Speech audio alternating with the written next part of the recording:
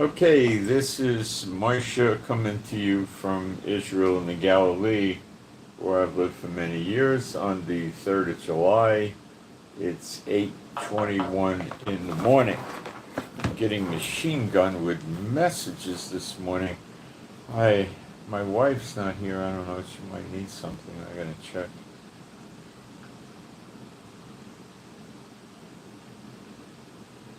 I want you to know I've developed an extreme hatred for WhatsApp.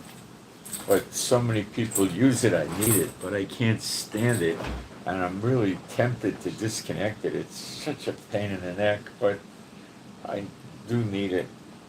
And the other problem is it doesn't have translate in there.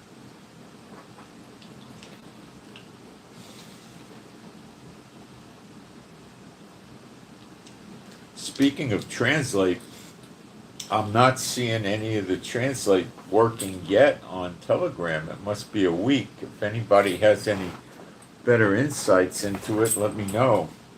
Maybe they fixed it and you have to turn something on that I don't know about, nobody told me or something. I don't know. I don't think so, but you never know with, you know, crazies like Telegram. I mean, such a long time to fix this. I mean, I don't know.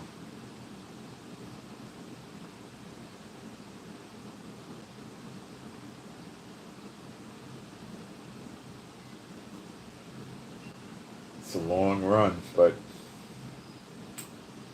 maybe they have inexperienced people or they're trying to do something really sophisticated. I have no idea.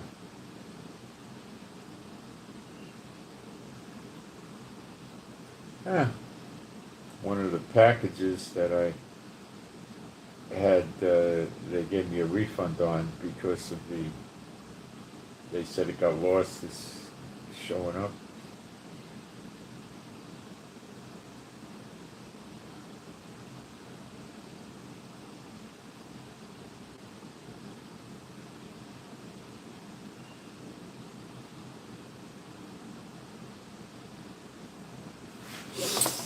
Okay, what we're going to cover today is a new bill in the federal Congress that I'm sure Trump is behind.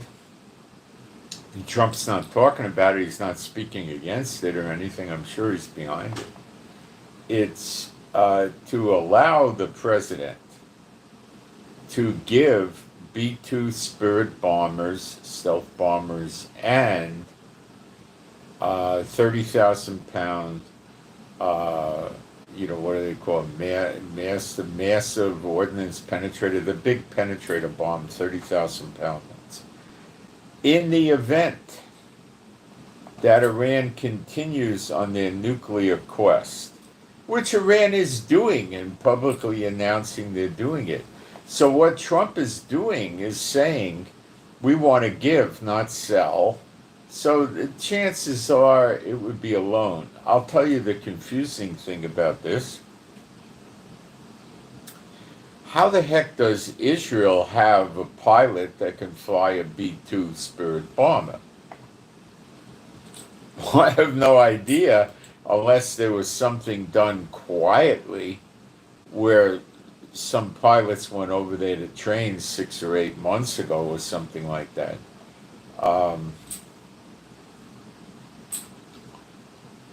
If I was going to take a guess at this, if you were going to do an ad hoc, sloppy training program on the B-2, it would be 90 days, but I don't think they would do that. Probably 6 months, but I don't know.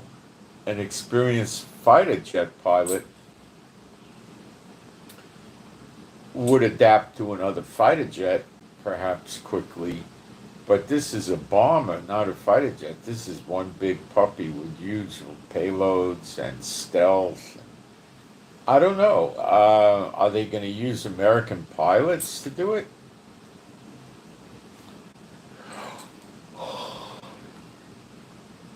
Are they going to wait for the bill to pass and then train Israeli pilots? And we're going to get into why Trump wants to do this. And it's pretty ugly up in heaven what he's up to. And I'll explain it to you in a way you'll understand it. And I said ugly up in heaven. Okay, God is not happy about this. And I'll break it down for you.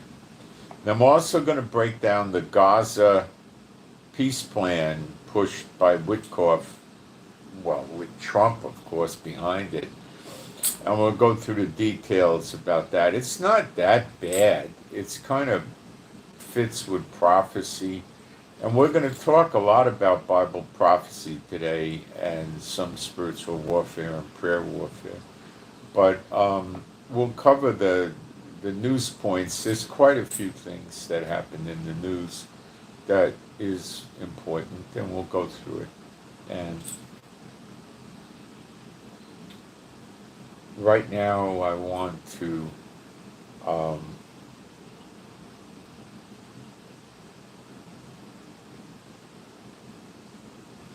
go into the live stream and make sure we got a live stream, because that always helps.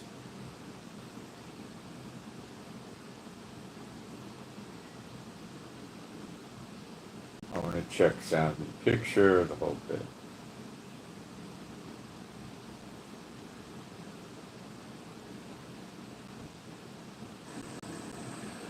I want to check sound and picture, the whole bit.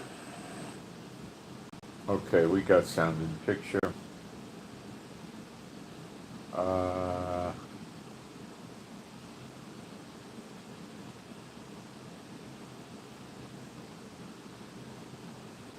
Somebody put a comment in here that said, what happens if Muslims decide to regroup and return again?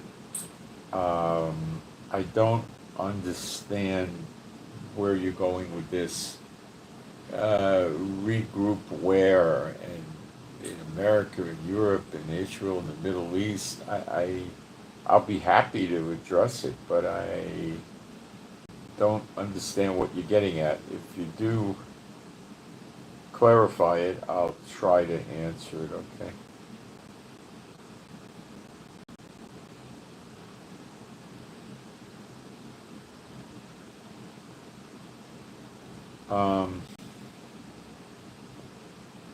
We have 1.6 million citizens that are Arabs in Israel, many of which are Muslims, if that helps you any. They live here and seem to be happy living here.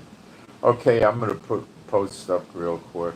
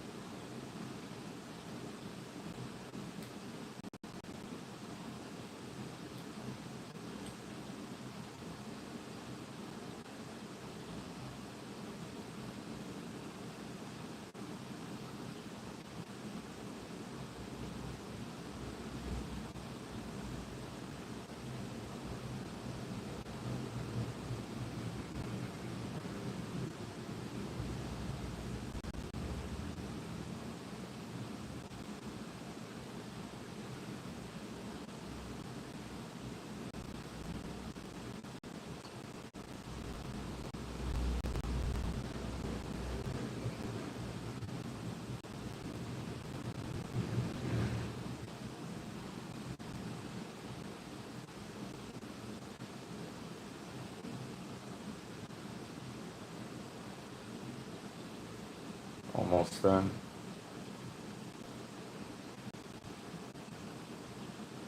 Okay. Being a Bible believing site, I'm going to do some praise and then we'll get started. There is no God like Jehovah. There is no God like Jehovah. There is no God like Jehovah. There is no God like Jehovah. There is no God like Jehovah. There is no God like Jehovah. There is no God like Jehovah. There is no Messiah like Yeshua. There is no Messiah like Yeshua. There is no Messiah like Yeshua. There is no Messiah like Yeshua. There is no Messiah like Yeshua. There is no Messiah like Yeshua. There is no Messiah like Yeshua. Okay, so this bill in Congress, first of all, it has to go through because I believe Trump is asking the Congress by having a bill put through the Senate and the House that passes to authorize him to give, not sell, B-2 Spirit bombers and 30,000-pound penetrator bombs to Israel if Iran is interested in pursuing their nukes.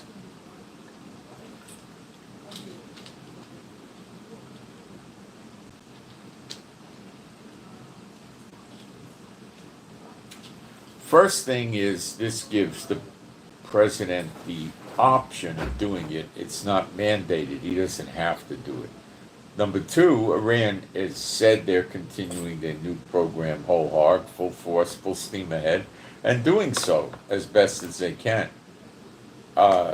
Number three, the consensus of most people around the world is that Iran had 3 sites were attacked, and Iran had more sites other than the 5 that we knew about. There's others that were not attacked.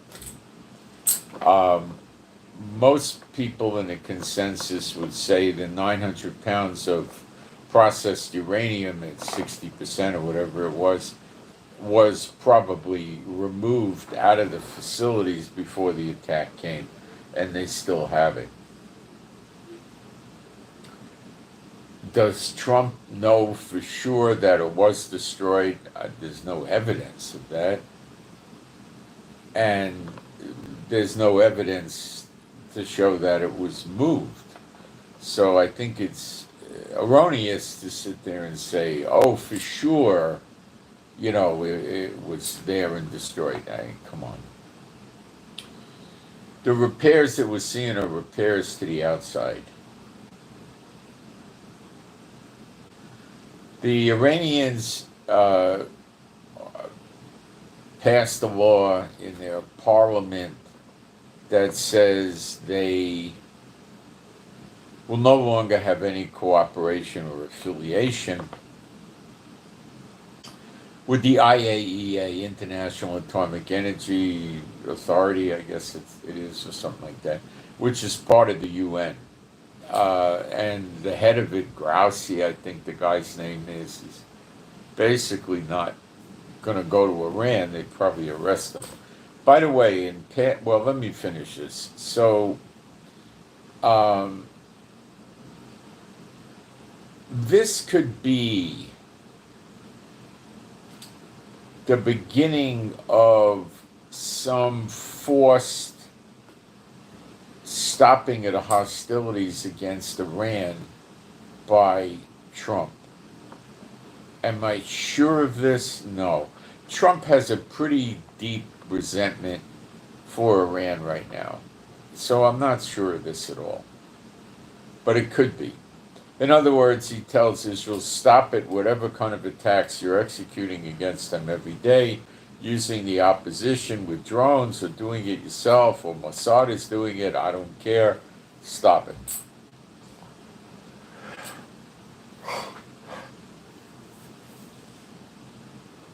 And then try to make some sort of peace deal with Iran and give them sanction relief. But do I really think this is what's going on? No, I really don't.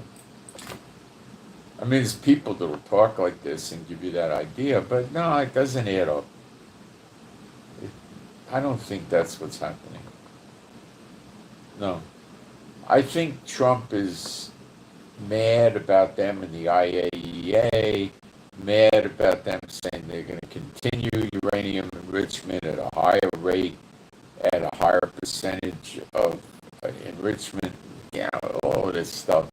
That we have a right to have nukes, all this stuff going on. I do not think that's where Trump is going. Where do I think Trump is going is very dark. Okay? As in, there's no light there. It's just unrighteous darkness. What am I talking about? Well, I think Trump wants And I think Trump is very happy with Israel attacking Iran every day through the Mossad, through the opposition people in Iran, or through us directly, quietly, and covertly with drones and stealth planes. And ballistic missile facilities and other key structures are being destroyed day by day in Iran, which keeps advancing Israel forward in this battle. Okay.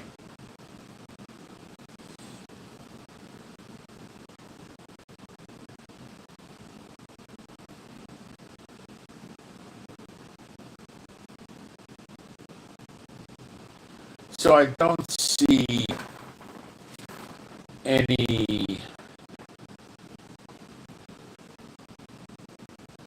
really good outcome here. Okay? The trick is to analyze what Iran is up to. Now, the state of Iran right now is chaos because the attacks in Iran by either the U.S., I doubt it's the U.S., by either Israel. Could it be the U.S.? Yeah, but I doubt it. By either Israel with fighter planes or drones or even missiles fired from a distance, or the opposition party that's likely armed by the Mossad or the Mossad itself, or the Mossad working with the opposition people and Mossad, which they would call Mossad agents. Okay. The Americans issued a warning for Americans in Iran to leave now. But it's a little bit weirder than that. If you are an American citizen and you're also living in Iran, the chances are high you're a holder of an Iranian passport and an American passport. And the American embassy told the people, or the State Department, or both, told the people, I think they have what's called a virtual embassy, a digital online embassy, not a physical one over there.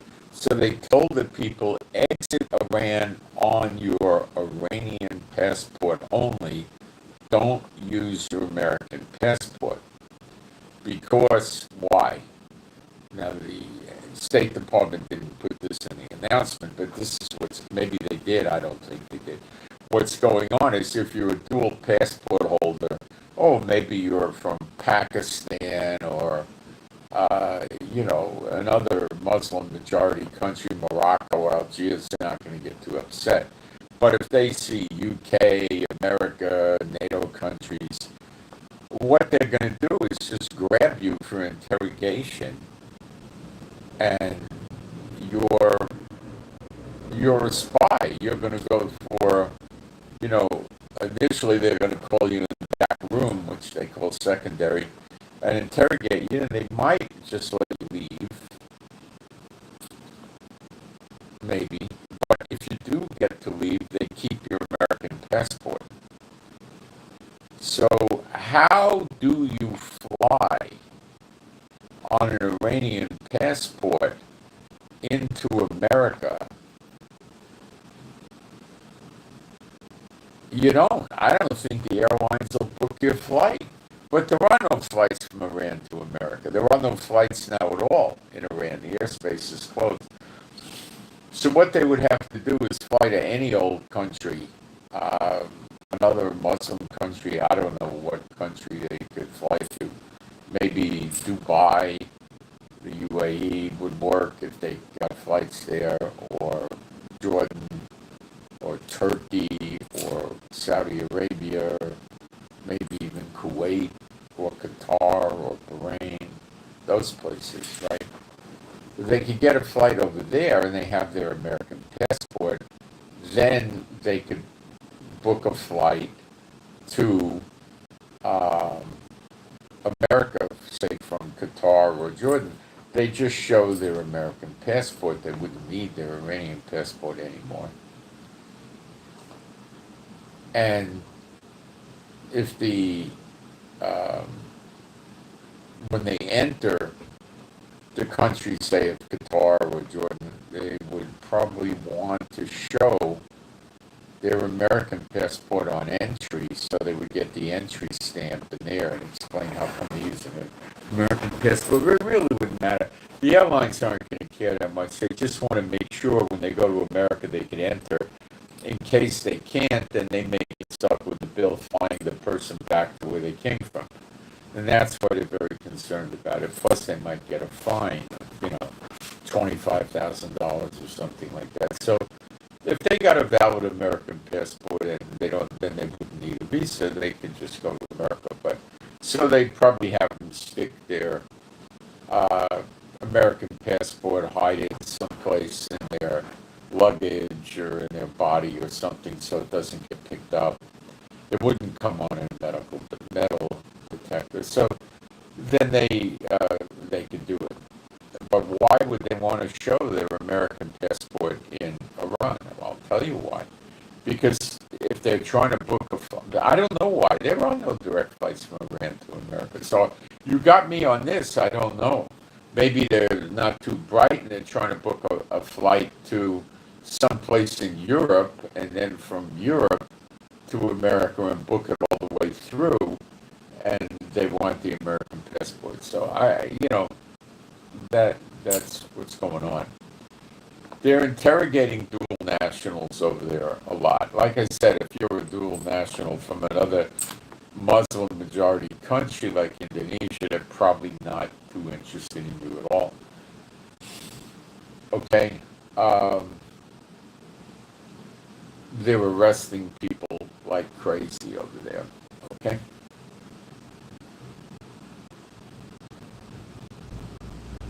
It's chaos. The drones are exploding in different locations around Iran, and there's fires and destruction of building, wounded, dead, smoke plumes going up from the explosion and the fires. So they can't conceal this from the people.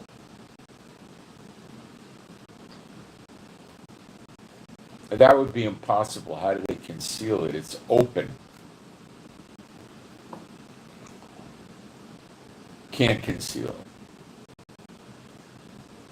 So what do they do? What do they do? I don't know. They're falling apart over there. People are wondering who's in control. IRGC bases keep getting hit. The regular Iranian army, nobody's hearing from, as far as I can determine. Their air defenses are probably third rate or second rate. They have no significant aircraft, fighter jets to fly around. They have no way of holding up. Now, the real problem is, for them, is where the heck is Ayatollah Khomeini? Is he still hiding like a rat in a bunker? Is he dead? Is he cracked up? Does he have post-traumatic stress disorder and he can't function? I don't know. We're not hearing anything out of the Israeli government, so I think if Israel had credible intel that he was dead or incapacitated, they would let us know.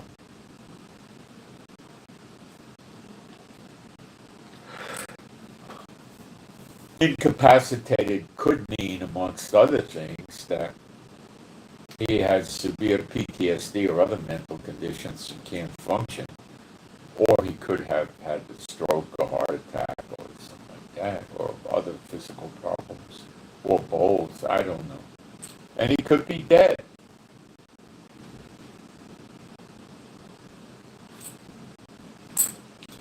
So, if they pass this bill,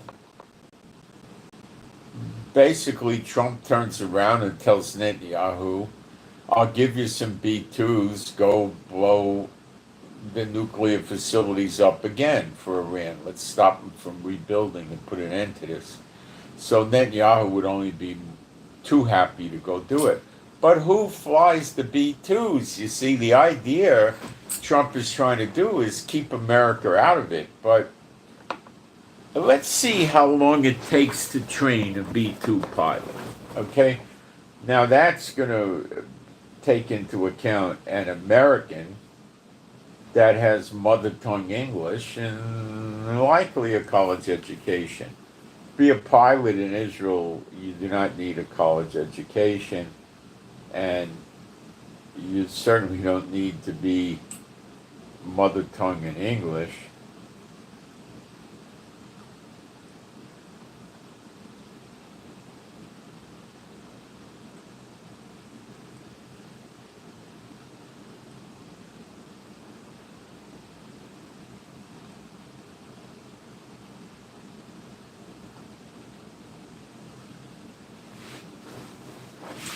Let's see what we get.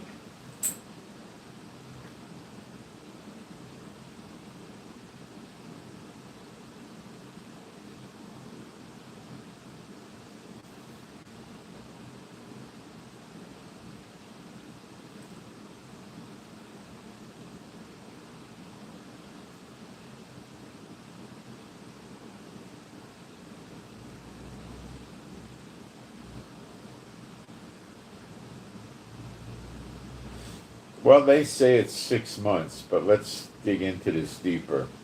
6 months means they could probably train an Israeli pilot in 90 days. Yeah, sloppy, but enough. Because they're experienced pilots, and they'd have pilots that are experienced in combat bomb runs. And that would help a lot.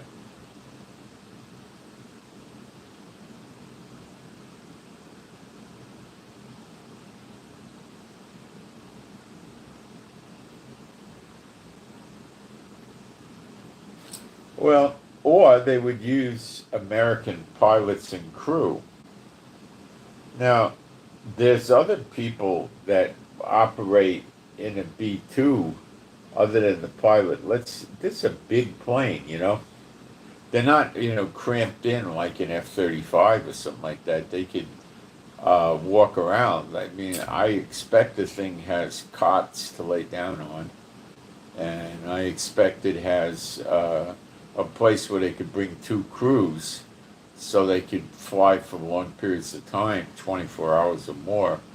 So one crew goes to sleep, rests, and nap, and the others fly for 8 hours, and then they rotate back and forth.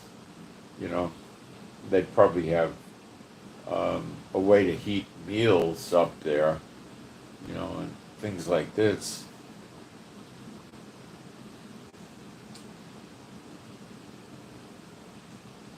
Let's take a look. How many crew for B2 bomber?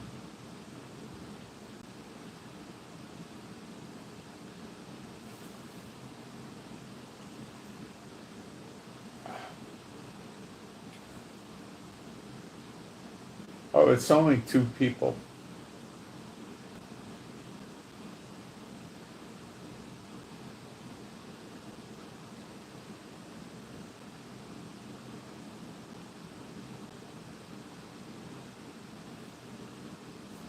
It says that the cockpit has room for a toilet and space for a cot or camping pad for brief naps. Okay.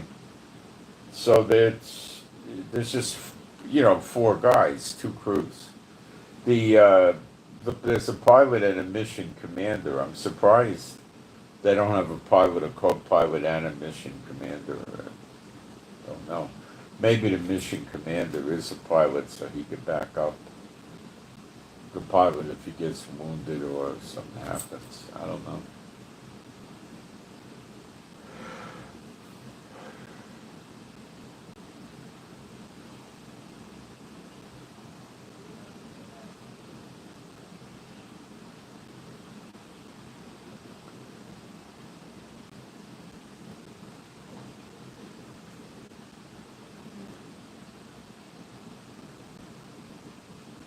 So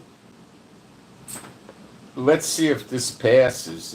If it does, then Trump could immediately turn around and tell Netanyahu he has two B-2 bombers and or four or whatever full of uh, bunker buster bombs, and Netanyahu is 100% capable of protecting the bombers with the F-15s, F-16s, and F-35s. 100%. There's no problem with that.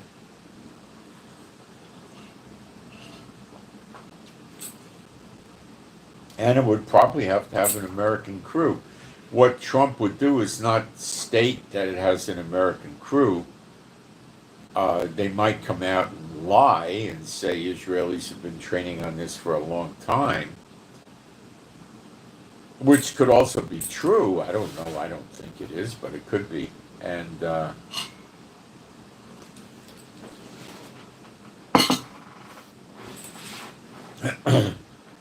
Trump's effort to deflect the heat or the blowback from Iran to Israel away from him.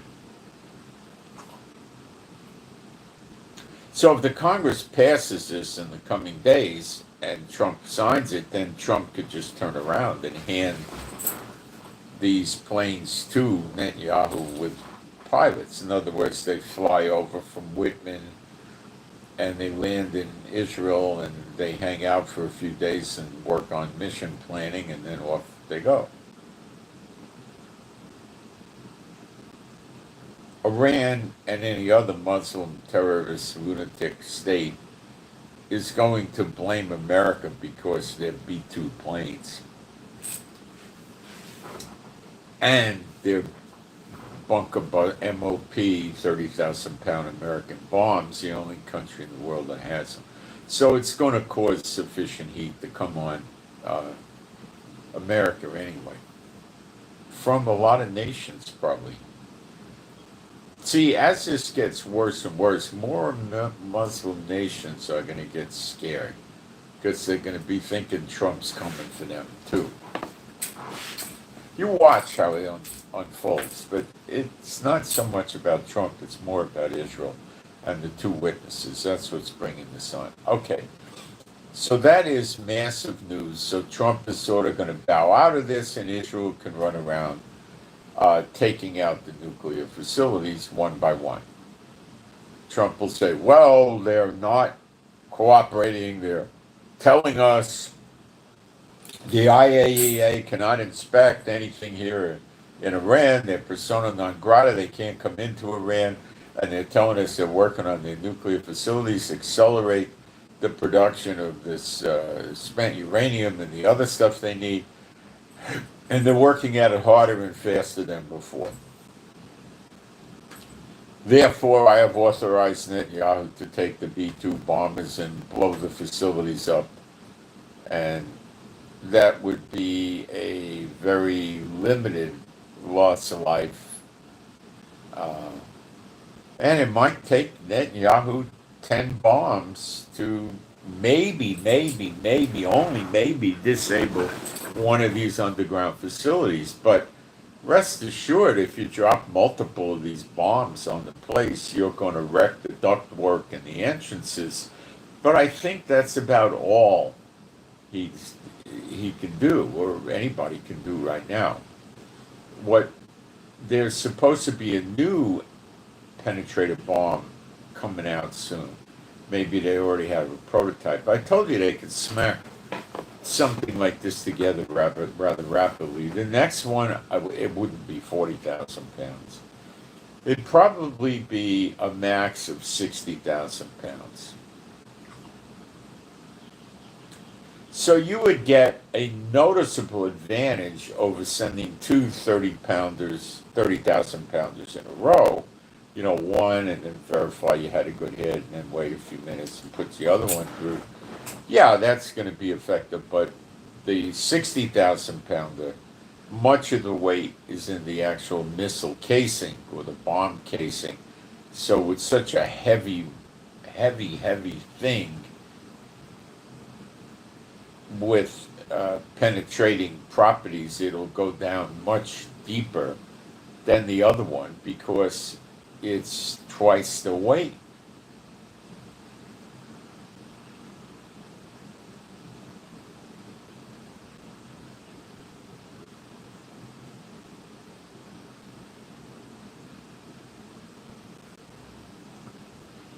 So then after it goes down and blows up, is it conceivable with sound thinking that it would cause internal damage deeper down inside? Yeah, I think it would. Now, let's take it further. Why 60,000? Because that's the most the B-2s can carry is two 30,000-pound bombs. Now, if you can carry two 30,000-pound bombs, there's a very high probability that you could also carry one 60,000-pound bomb. Now, I believe they're going to want to keep this inside the plane so it stays stealthy. Well,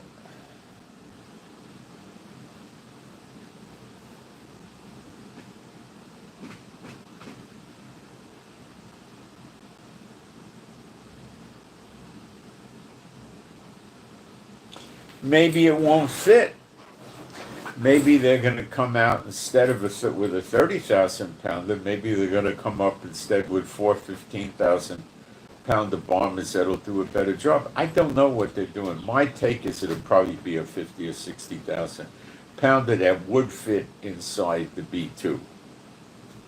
And I don't think they're going to create a great width in the bomb because that's going to kill its penetration. They're going to keep the penetration probably at around, 20, 30 inches, the width of the thing. It's going to be interesting. If they have to hang it outside the plane, this is possible, but Israel would have to be super duper careful that there's no radar within 400 or 500 miles of where the planes go up. That's pretty far. 200 miles would do it, or probably even 100 miles, to make sure there's no takedown on the B-2. Because once it drops its bomb, then it returns to stealth. Okay? The mounts that hold the bomb would probably be jettisoned, so it would return to stealth mode. But it's just going in.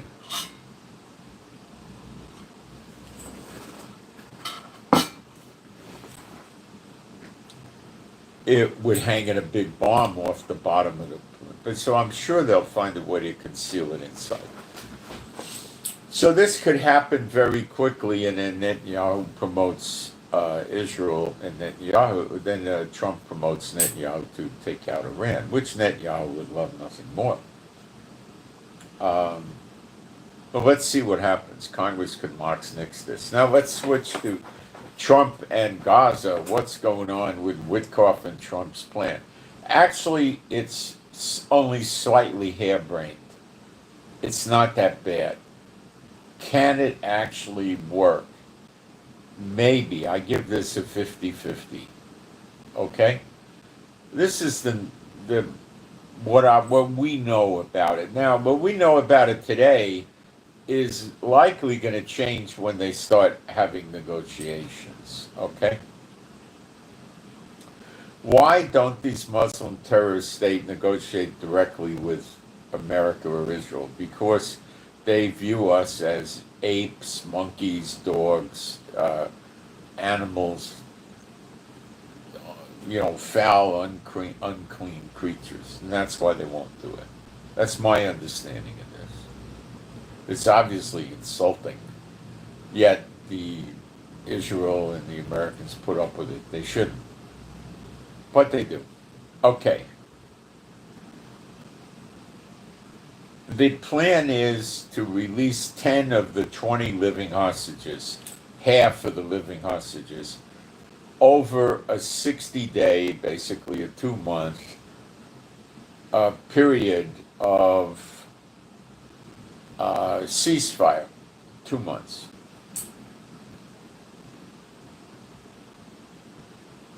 That's it. So there would be, I think, 5 releases.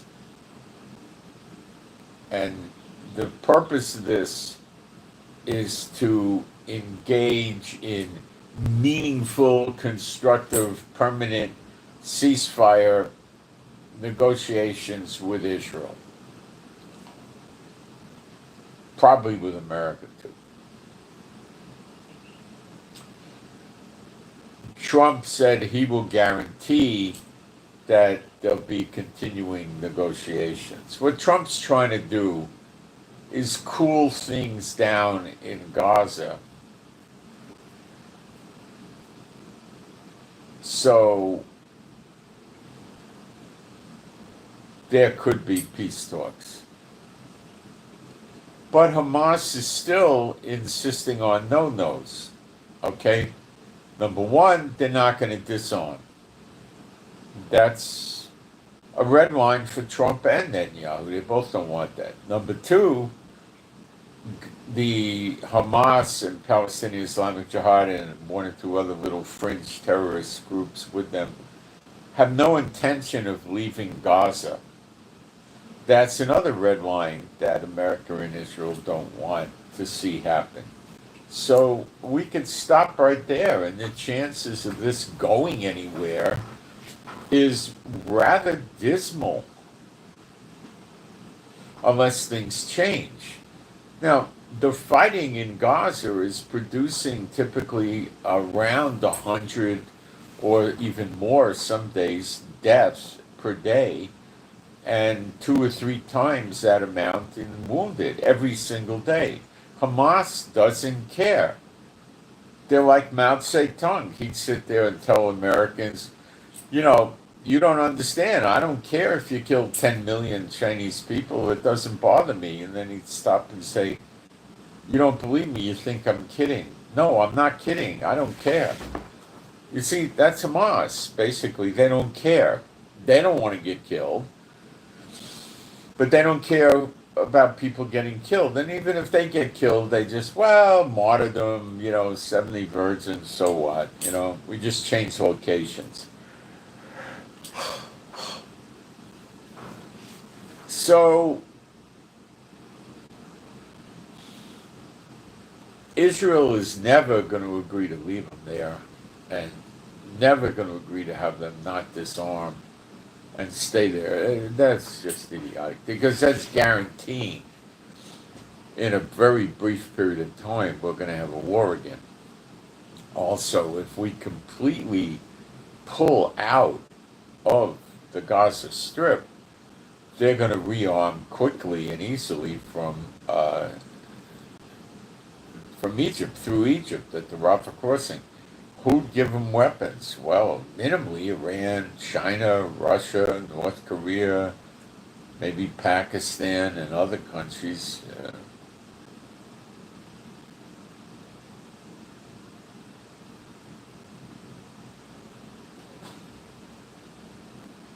It'd be terrible for us. Turkey could give them weapons. There's a lot of people. So we don't want to see anything like that. The Houthis could try to well, I don't know how many weapons the Houthis have. They did try to shoot missiles again yesterday into Israel, and they failed. Again, got takedowns. And Hamas in Gaza tried again with 2 missiles, and they didn't get anywhere. No damage, no injuries, or wounded or dead or anything. So they're trying to make a daily thing of getting 2 missiles out to try to pressure us for softening us up for negotiations. Now, these events that I'm talking about here, this is what's going to cause prophecy to break forth, not what's going on in Ukraine and Russia and Taiwan and the Koreas and all that. That ain't going to do it. It's what's going to happen here. Let me take a look at, and you need to know that, and I keep reminding you, when you're selling survival equipment, powdered food, EMP shields, radios, all that stuff, hey, you want to beat the war drum with Russia and Ukraine and, nukes, and with Iran, they can't beat the nuke drum because Iran's trying to get nukes. They don't have nukes. All right.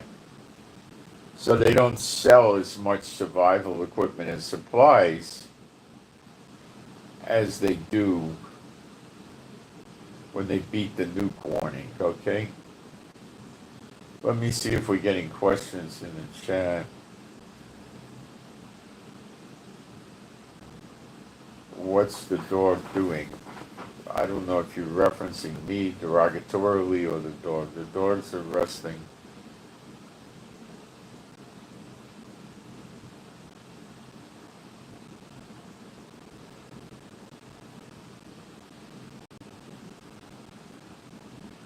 It varies how long.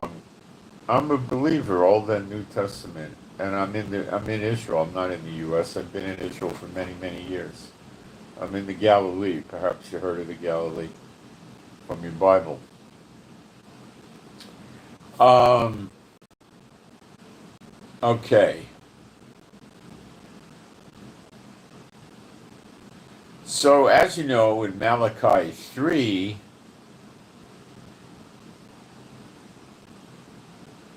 we read of Elijah training the Levites and purging them so they make the offerings acceptable unto the Lord.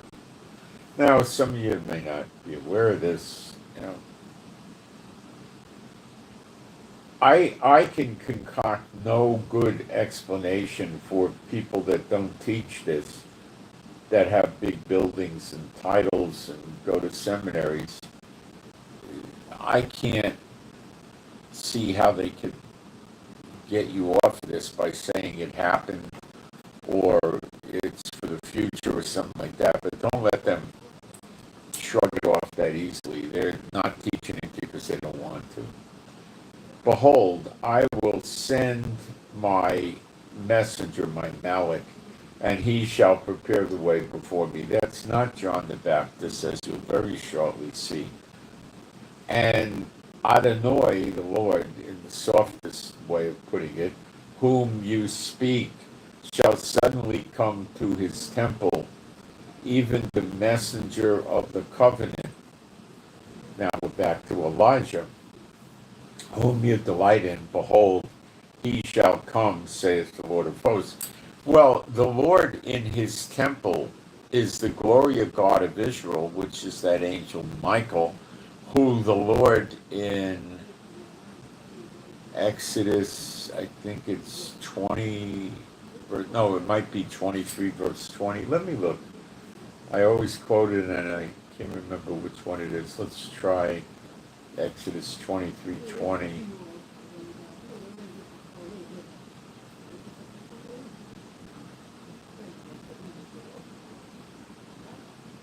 No, it's probably Exodus 20.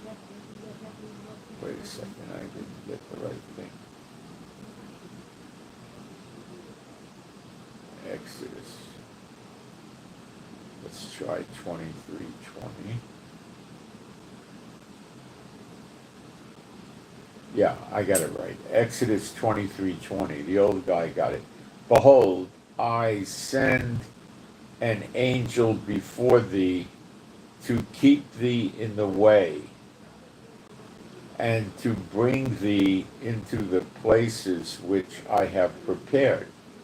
Beware of him and obey his voice. Provoke him not, for he will not pardon your transgressions. For my name is in him. Now, the word for in him is cherub, which would mean inner parts, or,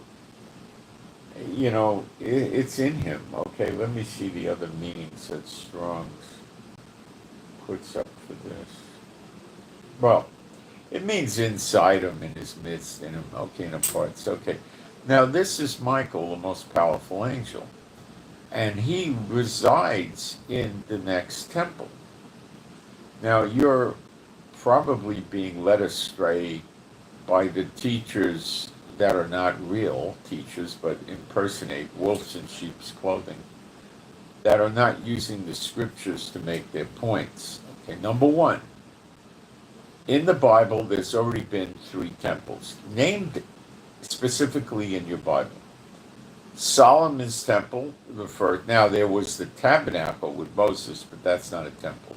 And the glory of God of Israel, Michael, met with Moses and Aaron over the mercy seat inside the tabernacle where the ark was. Okay?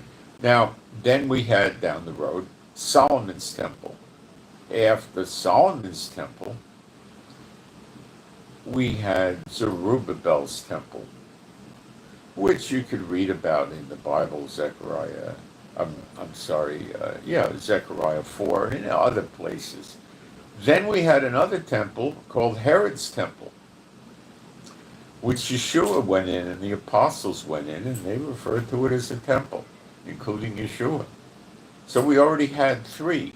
So right off the top, if you're sitting under somebody that's telling you the next temple is the third temple, I'd run away, because there's no good reason for this person lying. Okay? Now, the Solomon's temple had the glory of God of Israel go in it briefly with the glory cloud and anoint it, and then he left. He never lived there. The glory of God of Israel, called the Kabod Yisrael, the glory of the God of Israel, which is Jehovah, okay. He never went in Zerubbabel's temple or Herod's temple. Never went in. Now he resides in the next temple. Now, some of you see in the days of Yeshua, they read the Old Testament. There was no New Testament. And the apostles and Yeshua taught only out of the Old Testament. So they knew stuff that the church doesn't get today, because they don't really spend a lot of time in the prophecies in the Old Testament. So I believe we go to Ezekiel 43, verse 1. And this is, you can't get away from this. I'll read it. Afterward he brought me to the gate, even the gate that looketh towards the east, and behold, the glory of the God of Israel. Notice he doesn't say the glory of the God of the church, not here or anywhere in the Bible, came from. Now, when you're in Yeshua and you're a non-Israelite person that believes in Yeshua for real, you're in Israel. And in Romans 11, it says all Israel shall be saved. This is the prophecy part of the stuff we're doing today, okay? Came from the way of the east. That's where the Mount of Olives would be, but he could just be coming from the east. And his voice was like a noise of many waters. Remember, he was talking with Moses, and they asked Moses to get him, the glory of God of Israel, to, not speak directly to them, because they were afraid of his voice, to talk to Moses, and Moses would pass it on to them. So that's that noise of many waters. I can't wait to hear that. The heathen will quake in their boots, but I'll enjoy it. I think you will too. And the earth shined with his glory.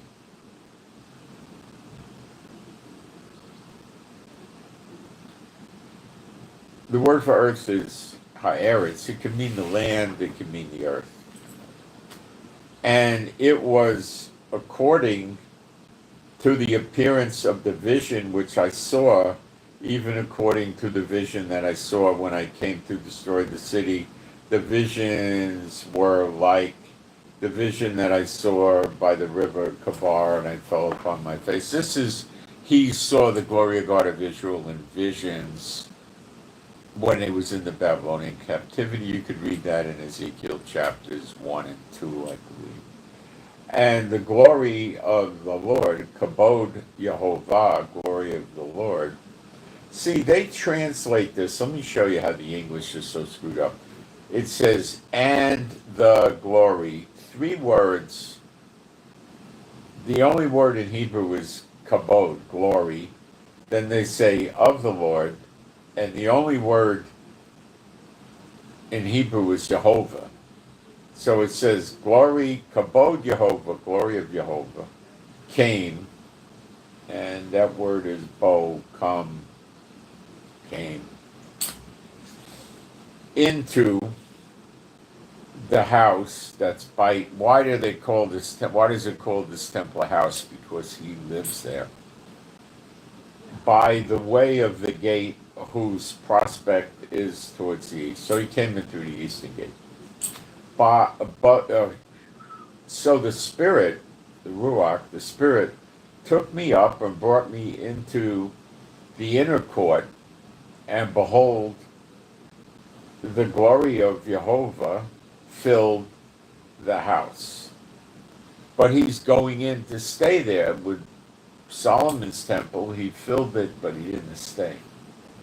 And I heard him speaking unto me. It never references him staying there. We have no reports of him being there or anything like that. And for long term or anything like that, he definitely went in, but I don't think it was very long he stayed. Probably stayed, minutes or something, I don't know, maybe an hour, I have no idea, but it wasn't a permanent thing. And I heard him speaking to me out of the house, and the man stood by me, and he said unto me, Son of man, the place of my throne and the place of the soles of my feet, where I will dwell. You get it?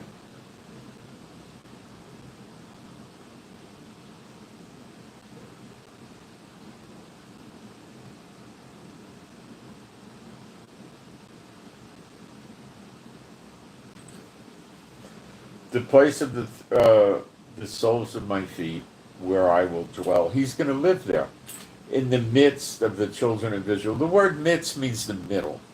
What's the middle of your body? In Hebrew, your pupik, your belly button. What's the middle of Israel? Jerusalem!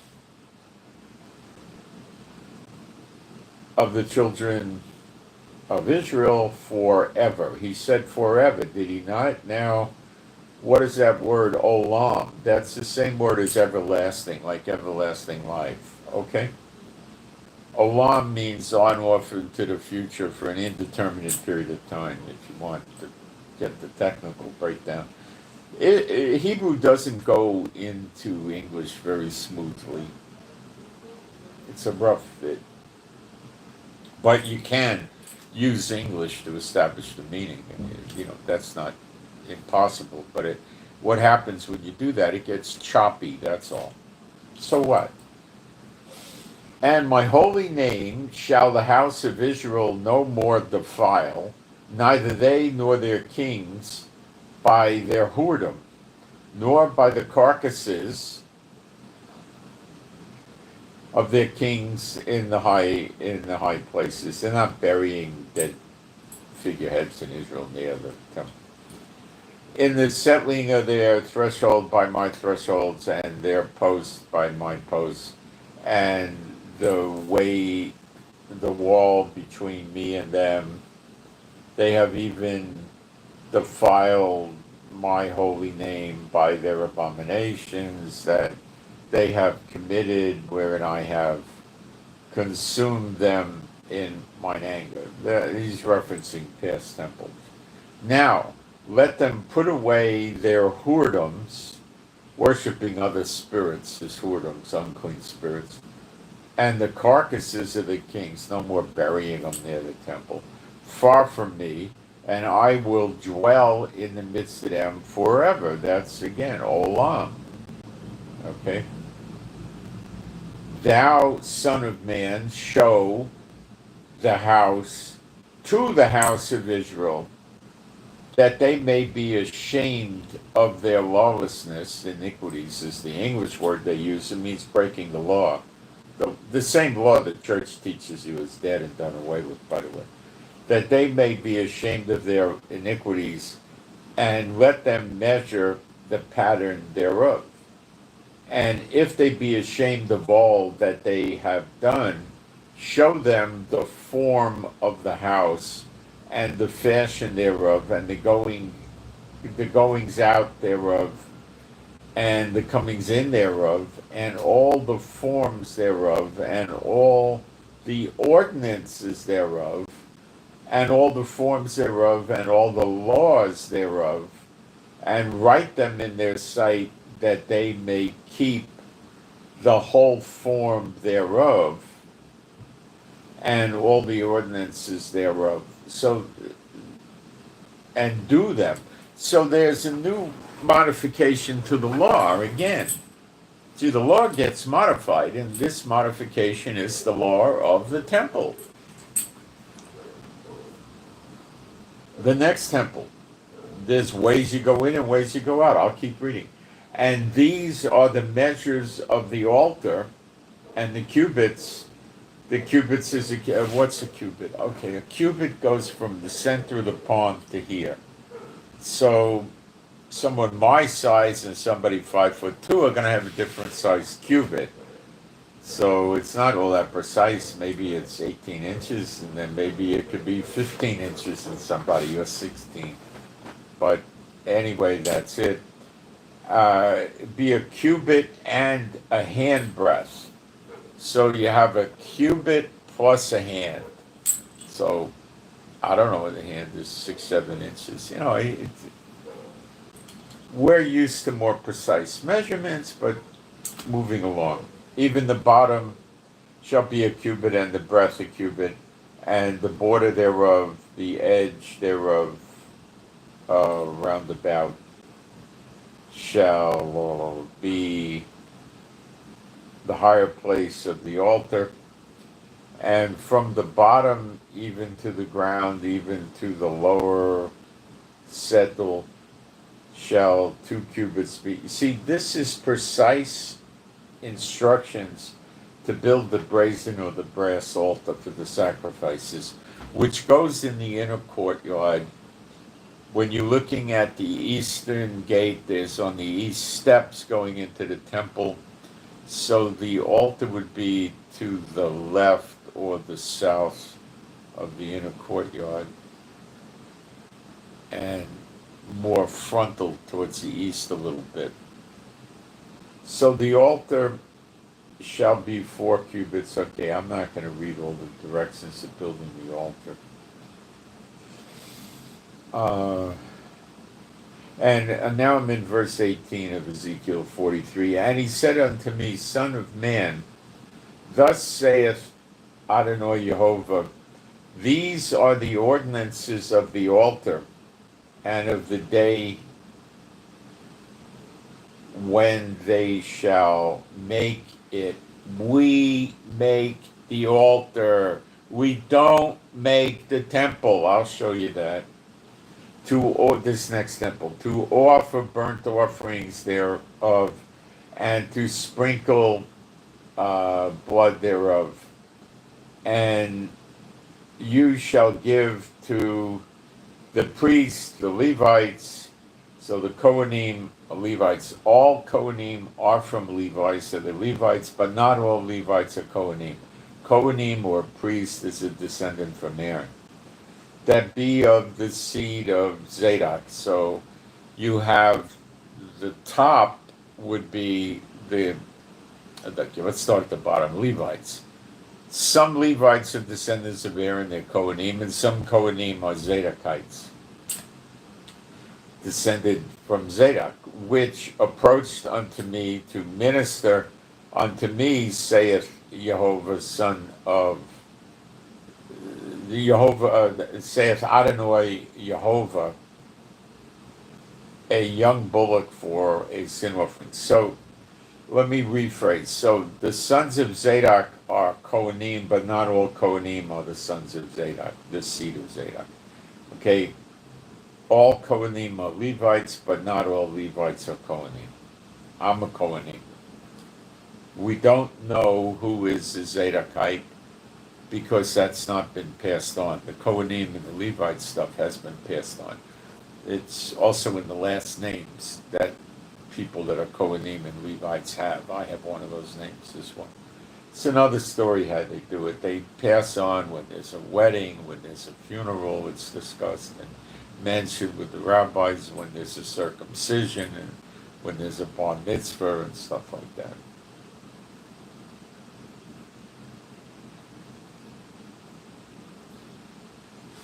Thou shalt take the bullock also of the sin offerings. You know, people that say, "Oh, he died for our sins. What do we need a sin offering for?" Well, he also by his stripes you were healed, right? Okay. How many of you have gotten sick in the last 30 or 40 years? Oh, every hand would go up. You don't understand this.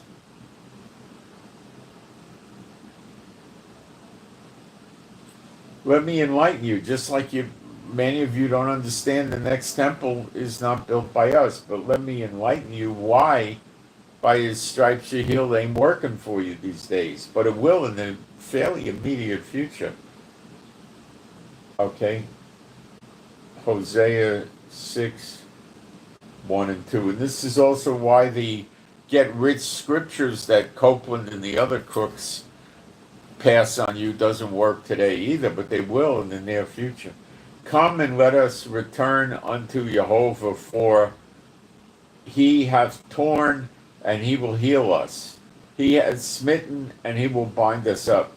After 2 days, now we know that the punishment on Israel is being discussed here in Hosea 6, 1 and 2. And after 2 days would be fairly stupid to believe that the punishment on Israel was just for 48 hours. Peter tells us 1,000 years is like a day unto the Lord, so it's a 2,000-year punishment. Guess what? Time's up. Any day, any minute, any hour, After 2 days will he revive us. And that word is kai, bring to life. That's the everlasting life. In the third day, that's the millennium, he will raise us up. Now that's not a rapture. He will stand us up, that type of thing, and we shall live in his sight. Because he's going to be enthroned in New Jerusalem, and he will be sitting near the glory of God of Israel, Michael, who also will be enthroned in New Jerusalem. And both of them will be emanating forth light in New Jerusalem. I don't teach any of this, but it's right here in your Bible. So, I was in Ezekiel 43. Let me bounce back there. I think we can move on. I wanted to show you something else, but let's take a look. And then in the second day, it says, you shall offer a kid the goats. You see, the law is not done away with. In Matthew 5:17, what did Yeshua say? Think not that I came to destroy the law of the prophets, but I came to fulfill, not to destroy. So they said, well, yeah, he fulfilled it. It's dead. What does the next verse say? Like verse 18 of Matthew 5. Not one jottle or one tit shall be, not one jottle or one, let me read it. I forgot the name of those things in English. Okay, Matthew 5:17. They're not really English, it's jot or tittle. They're not really English words that we use, and they're not really Hebrew words either. Think not that I am come to destroy the law or the prophets. I am not come to destroy, but to fulfill. For verily I say unto you, till heaven and earth pass, one jot or one tittle shall in no wise pass from the law.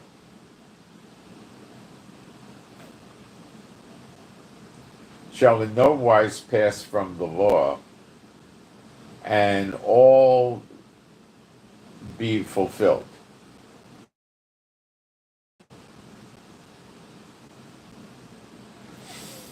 So as long as there's a heaven and earth, which there still is, not one jot or tittle shall be done away with from the Lord. Then he gets even deeper into it.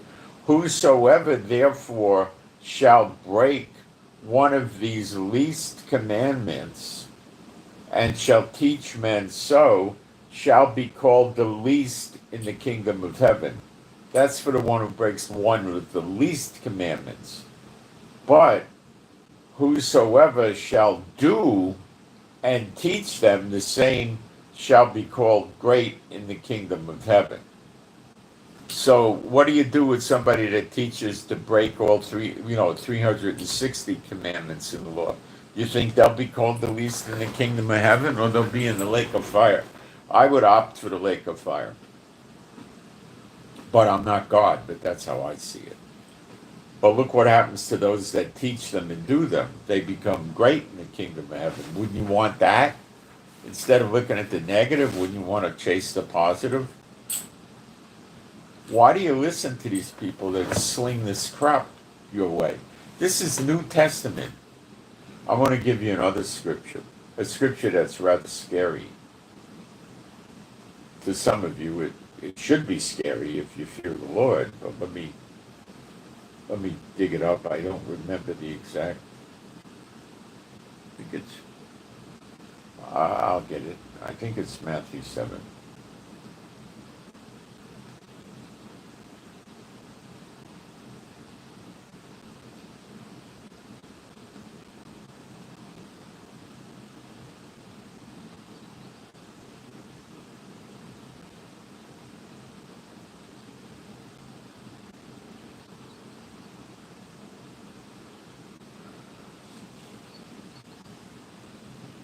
I think it's 7 around 22. Let's go there. Math.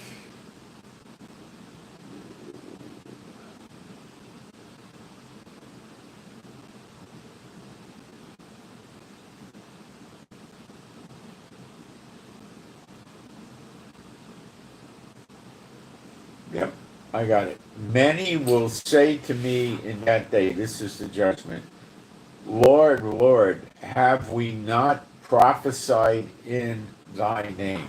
Now, do the Jews in the synagogue prophesy in the name of Yeshua? No. Do the Buddhists or the Hindus or the Muslims or the atheists do it? No. Do the church people do it? Yes.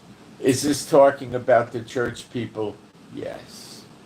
Messianic congregations are nothing more than Jewish churches. It's the church people. Okay? Have we not prophesied in thy name? And in thy name have cast out devils. Casting out devils in the name of Yeshua is only the church people, again, not the synagogues. They get beaten up if they were using the name Yeshua in the synagogue. And in thy name done many wonderful works. Again, this is the church people. Wake up. They don't teach this, do they? And then will I profess unto them, I never knew you, depart from me, you that work iniquity. If you look up iniquity in a Webster's dictionary, it means lawlessness, breaking the law, the Moses law. Therefore, whosoever heareth these sayings of mine and doeth them, I will liken him unto a wise man, which built his house upon a rock. The rock is Yeshua. And the rain descended, we'd say the rain fell, and the floods came, and the winds blew, and beat upon that house, and it fell not, for it was founded upon a rock. And right now, you're basically, the winds are blowing, they're going to get a lot stronger, and the rain's coming down, but it's going to get stronger. And the storm's going to get worse. The floods are going to come. And those of you that are in the Lord for real are going to be fine. The others are going to fall apart. You watch. These are the last days of the churches, and the Hindus and the Buddhists and the Muslims. It's all going to fall apart when things change in the next few days, or maybe a few weeks.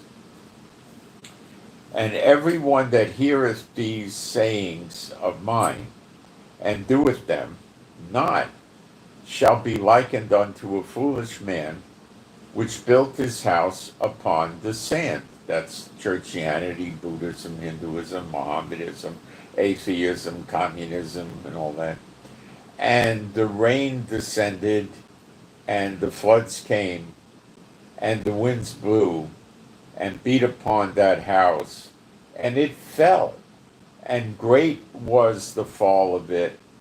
And it came to pass, when Yeshua had ended these sayings, the people were astonished, at his doctrine, for he taught them as one having authority and not as the scribes. Okay. So you got all the answers here. It depends what you want to do with them. Do you want to walk in the light of the scriptures, or walk following some guys, and you want to keep your friends, and you don't want to come up with doctrines like this that are right out of your Bible that are going to infuriate your friends, and they're going to get rid of you. Here, where does the next temple come from? God puts it here. Is that in the Bible? Sure it is. Should you follow somebody who doesn't teach you that this is in the Bible and that's how the next temple comes? You have to be crazy to follow them, because they're the blind. And if the blind follow the blind, you both fall in the pit. And I don't think you want to go in the pit, but Ezekiel 37, verse 26. Moreover, I will make a covenant of peace with them. That's Israel. It shall be an everlasting covenant. Now, that's the same word, olam. Everlasting covenant, breed covenant with them. And I will place, well, okay, that word is 54:14, natan. It means place. I will place them where? In Israel. Multiply them in Israel. And then it says, and will set my sanctuary, my temple. Well, they use the word set. It's the same natan word 4 or 5 words previous for place. So to make it plainer, let's translate it as place this time. And will place my temple in the midst of them forevermore. The midst of them is Jerusalem. And he places the temple here, plain as day. You want to say he sets it here, go ahead. My tabernacle also, that's sort of a tent portable thing, shall be with them, yea, I will be their God, and they shall be my people. And the heathen, the goyim, shall know that I, Jehovah, do sanctify. That's not a great word. It means holy, kadosh. Holiest of holies is kadosh, kadashim. Kadashim is the plural, holy. I, Jehovah, holy, or make holy, Israel. So it's saying the goyim, the heathen, are going to know that Jehovah made Israel holy when his temple is in the midst of them forevermore. It's not the midst, in the middle. The midst word means middle. Jerusalem, it's not that hard to figure this out, because this temple comes down from heaven. So the people are going to realize that. And they teach you, a bunch of rabbis are going to get together and build it. Well, why would the heathen believe God made Israel holy when the temple came? If the temple was built by a bunch of rabbis like in the past, they wouldn't.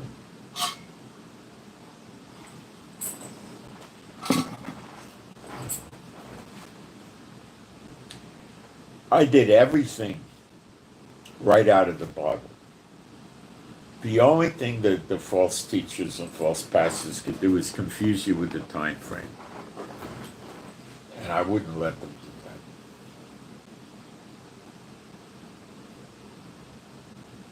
Let me look into the live stream and see how we're doing.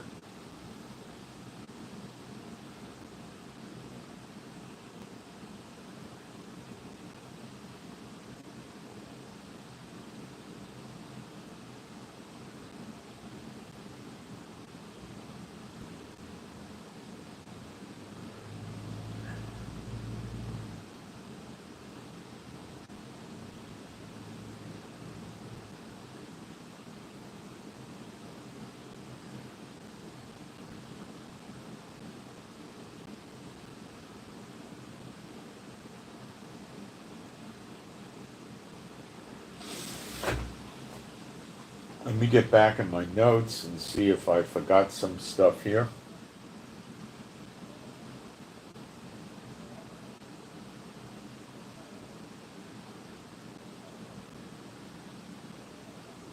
Now, with this bill to give Israel the B-2s and all that, it was introduced by one Republican and one Democrat. So that's pretty serious. So it appears that this is coming in as a bipartisan bill.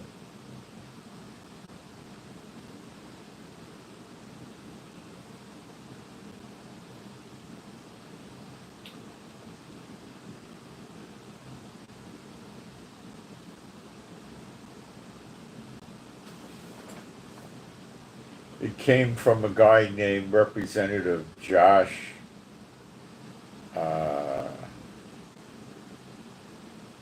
Well, I don't know if he's a senator or a representative, but it came from a Republican, Josh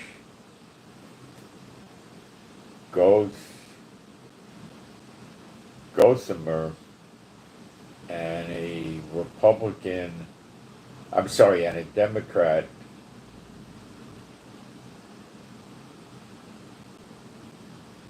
He's from New Jersey, and the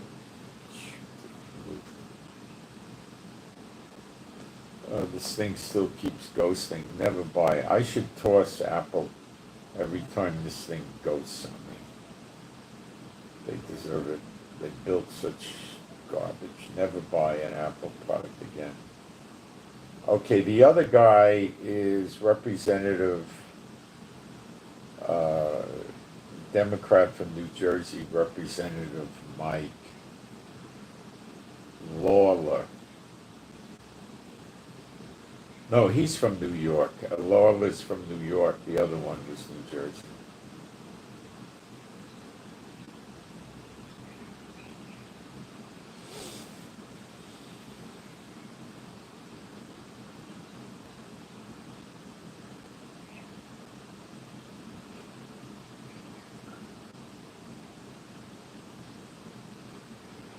We're getting trouble from the Hezbollah leader in Lebanon. It says we will not agree to be humiliated and surrender our weapons. Well, that's not a good thing.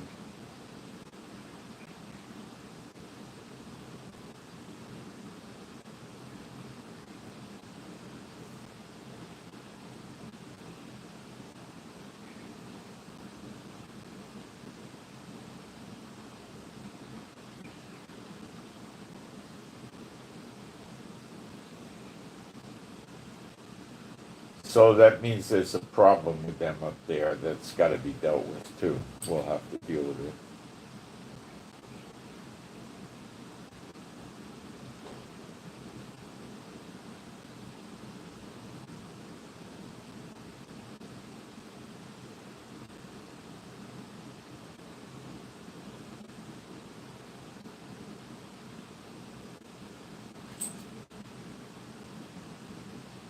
I don't have prayer requests today.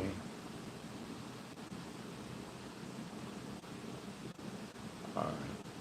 I'm going to take a quick break and we're going to get back into prophecy, and I'm going to show you the things that have to happen in the fairly immediate future for us to get to the point where the two witnesses are working openly, especially Elijah in Malachi 3. And I'll show you this. I'll be right back.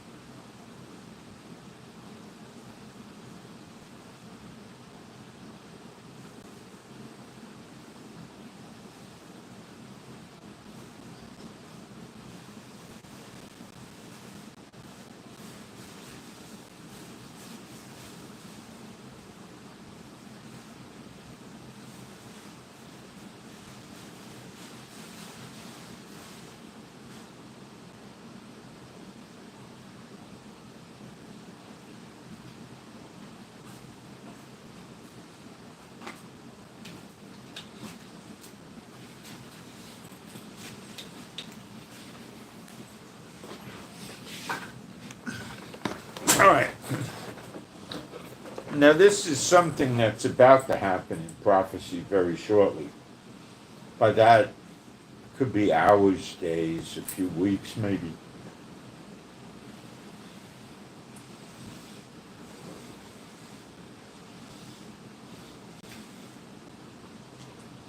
Malachi 3. Again, now you understand more about the temple.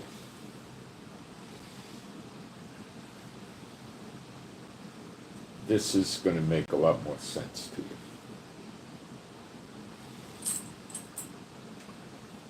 For behold, what the heck? It keeps. I hit 3 and it goes to 4. This stupid thing.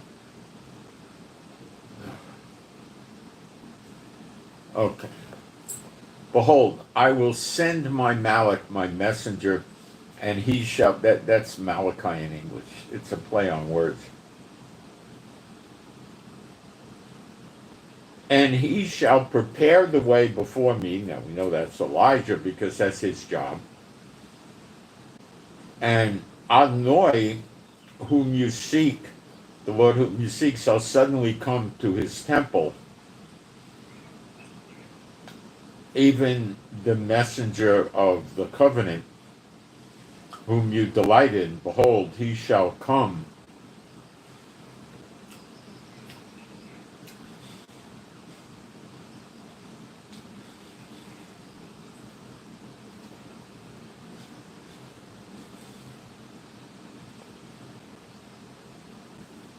He shall come to his temple, even the messenger of the covenant, whom you delight in, behold, he shall come, saith Jehovah of hosts of armies. Okay. Now, if I was a wolf in sheep's clothing, in other words, a pastor or a teacher that really served the devil and knew he was serving the devil, but lied to people and impersonated being a true believer to snare people and make trouble for them, this is the way I would twist this. It doesn't hold water, which I'll show you. But this is the most likely way they would twist it. Well, Elijah came in the form of John the Baptist, and the Lord coming to his temple was Yeshua going through the temple. He appeared in the temple, taught the people in the temple and things like that, right?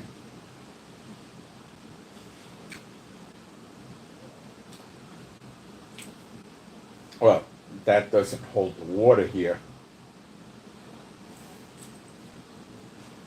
They asked John the Baptist if he was Elijah, and he said he was not. He had the spirit of Elijah, but he was not Elijah. Did he prepare the way of the Lord back then? He did. But the Lord word here is Adonai. That's a soft word. You might call your boss or your landlord or something an Adonai here. Whom you seek shall suddenly come to his temple. That doesn't fit Yeshua in the temple. They didn't like him too much at the temple, right? Let's keep reading. But who may abide the day of his coming, and who shall stand when he appeareth? For he is like a refiner's fire, and like fuller's soap, and he shall sit as a refiner and purifier of silver. And he shall purify the sons of Levi, the Levites, and purge them as gold and silver, that they may offer unto the Lord an offering in righteousness. This never happened in the days of Yeshua. He was constantly condemning the Pharisees and the Sadducees, and John the Baptist never taught them how to do the offerings. Absurd teaching if they pull this on you.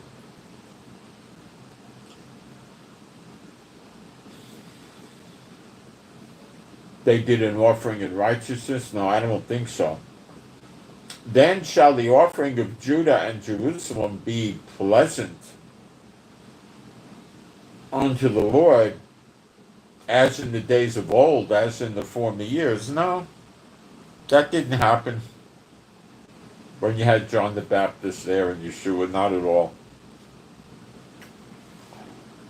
And I will come near to you to judgment, and I will be a swift witness against the sorcerers, the adulterers, the false swearers, against those that oppress the hireling and his wages, the widow, the fatherless, and that turn aside the stranger from his right, and fear not me, saith Jehovah of hosts. Where's the temple and all the stones being destroyed? It's not in this passage because that's Herod's temple. This is talking about the next temple, which I refer to as Ezekiel's temple. For I am Jehovah, I change not. Therefore you sons of Yaakov are not consumed. Even from the days of your father, you are gone away from my ordinances and have not kept them. Return unto me, and I will return unto you, saith Jehovah of hosts. And you say, wherein shall we return? And then it talks about offerings and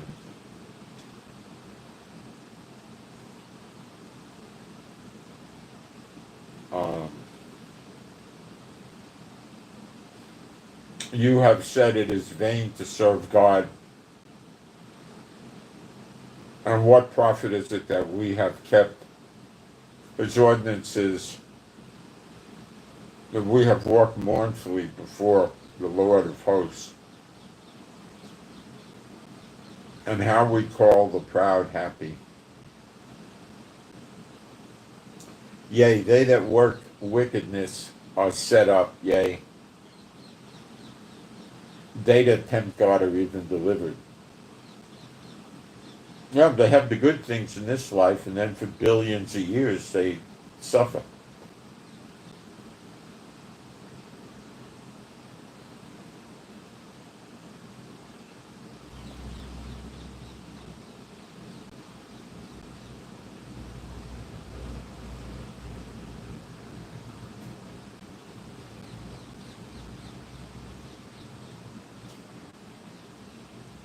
Then in verse 16, then they that feared Jehovah spake often one to another, and Jehovah hearkened and heard it, and a book of remembrance was written before him for them that feared Jehovah and that thought upon his name.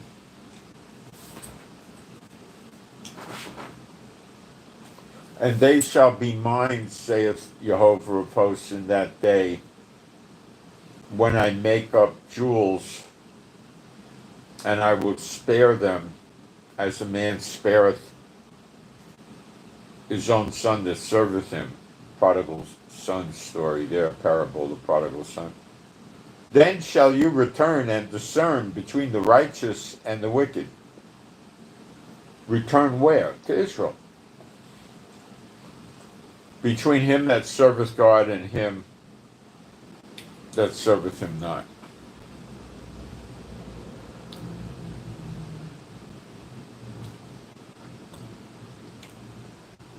Now you see what happens after.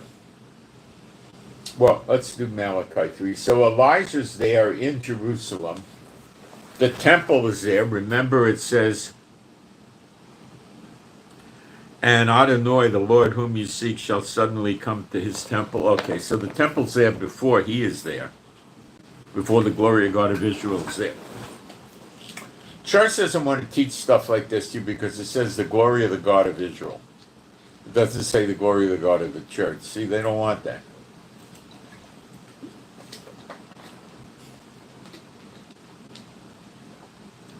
They don't want you thinking about going to Israel. They don't want you thinking about a temple. Because they're not Levites, they're not Kohanim. What part do they have in the temple? They're just slinging it all over the place to keep the money flow. And people don't realize it. They think they're getting the truth over there. And they're not. They're not. So let's say Elijah's there in Jerusalem. There's an altar, and he's teaching the Levites how to make the offerings acceptable unto the Lord. It's not so much how to slay the animal and stuff like that. It's more of how they need to live their life, not like the Pharisees and the Sadducees, which was very sad, you see, my joke. But, they had to walk without a double standard, like the Pharisees and Sadducees would say one thing and do something else. So they have to be righteous. And then the offerings are righteous unto the Lord, and that's when the blessings of the law come upon us, which the church never wants to teach you. Read Deuteronomy 28. The law is not done away with, therefore the blessings of the law are not done away with. And that's where your enemies run away from many different directions, and you're blessed coming and going in the city and the country, and your food doesn't rot when you store it up, and the destroying bugs like locusts and caterpillars don't eat your crops and so forth. You're the head, not the tail. You lend money, you don't borrow money, that kind of thing, right? Okay. Where's the church in all this? Nowhere. Where are the true believers in this? Oh, they're living in Israel. They come under the Exodus with the people. And they live in it with the Israelites, and they live in Israel, wealthy, and they get an equal share of the land as an Israelite. And they never teach you this. But surprisingly, it's right there in your Bible, and not surprisingly, but it's right there in your Bible in Ezekiel 47, the last 3 verses, and I'll read it to you. And this is going to happen very, very soon. And we've got to go to verse 21. Ezekiel 47:21. So shall you divide this land unto you according to the tribes of Israel. Now that happens right after Malachi 3, which takes you to Zechariah 12. We'll cover that in a minute. And it shall come to pass that you shall divide it by lot for an inheritance unto you and to the strangers, the non-Israelite born, that sojourn among you, which shall beget children among you, and they shall be unto you as born in the country, meaning Israel, among the children of Israel. They shall have inheritance with you among the tribes of Israel, and it shall come to pass that in what tribe the stranger sojourneth, there shall you give him his inheritance, saith Adonai Jehovah. So all the true believers are going to come in the next great Exodus. Read Ezekiel 20, starting in verse 33. And then when they go in the wilderness, they pass under the rod, enter the bond of the covenant. Those that are successful in these endeavors make it into Israel, and they get incorporated into the tribe they came with, which means all 12 tribes are going to be coming on this Exodus, and they become a member of that tribe and receive a parcel of land as their inheritance forever for them and their children and grandchildren and great-grandchildren. For free, of course, because they are a member of Israel and a member of that tribe. So God doesn't pay attention to skin color, country of origin, language. It's all about faith in Yeshua. Now, the thing that the churches won't teach you at all, which is really kind of weird, but people don't pick up on this. Are they really believers? I don't know. Why don't they pick up on it? I'll read it to you. Give me a second to find the verse.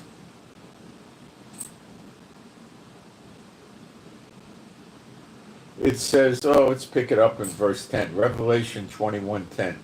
And he carried me away in the spirit to a great and high mountain, and showed me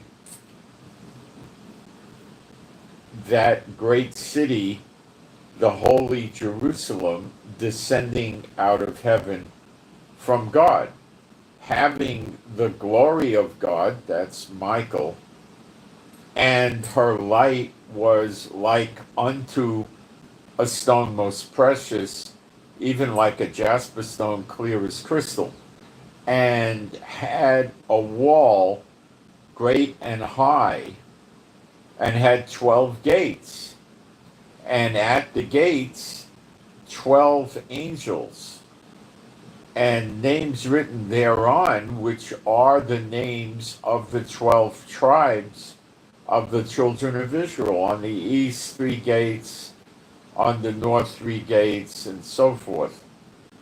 So you got 12 gates to get into New Jerusalem. Each gate is guarded by an angel, and they're named after the 12 tribes. Each gate after one tribe. So if you're in the church, not in one of the tribes, like I just told you in Ezekiel 47, when you come to Israel, you will be going into New Jerusalem. It's going to be about 70 years later. But you'll know what gate to go into because you're a member of that tribe, and the angel will know that and will pass right in. But if you're going to play the game that Satan wants you to play, we're not Israel, we stand next to Israel, well, then you're not getting into New Jerusalem. You're going to stand outside next to New Jerusalem where all the ungodly are. Can you get it?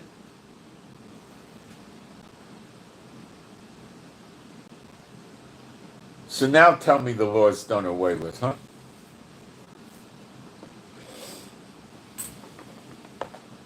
I never knew you, you workers of iniquity. That means left hand, like a fire. Broad and wide is the road to destruction, and many find it. Straight and narrow, the true path, very few find it. See, people don't want to go for the true gospel because they have messed up value system and they don't care about Yeshua and sticking to the gospel and all that. They just want to get by.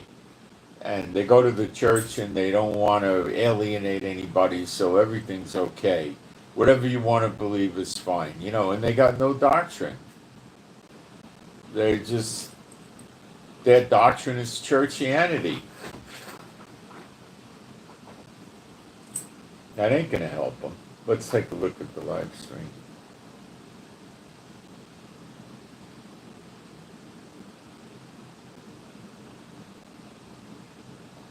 A lot of people don't like this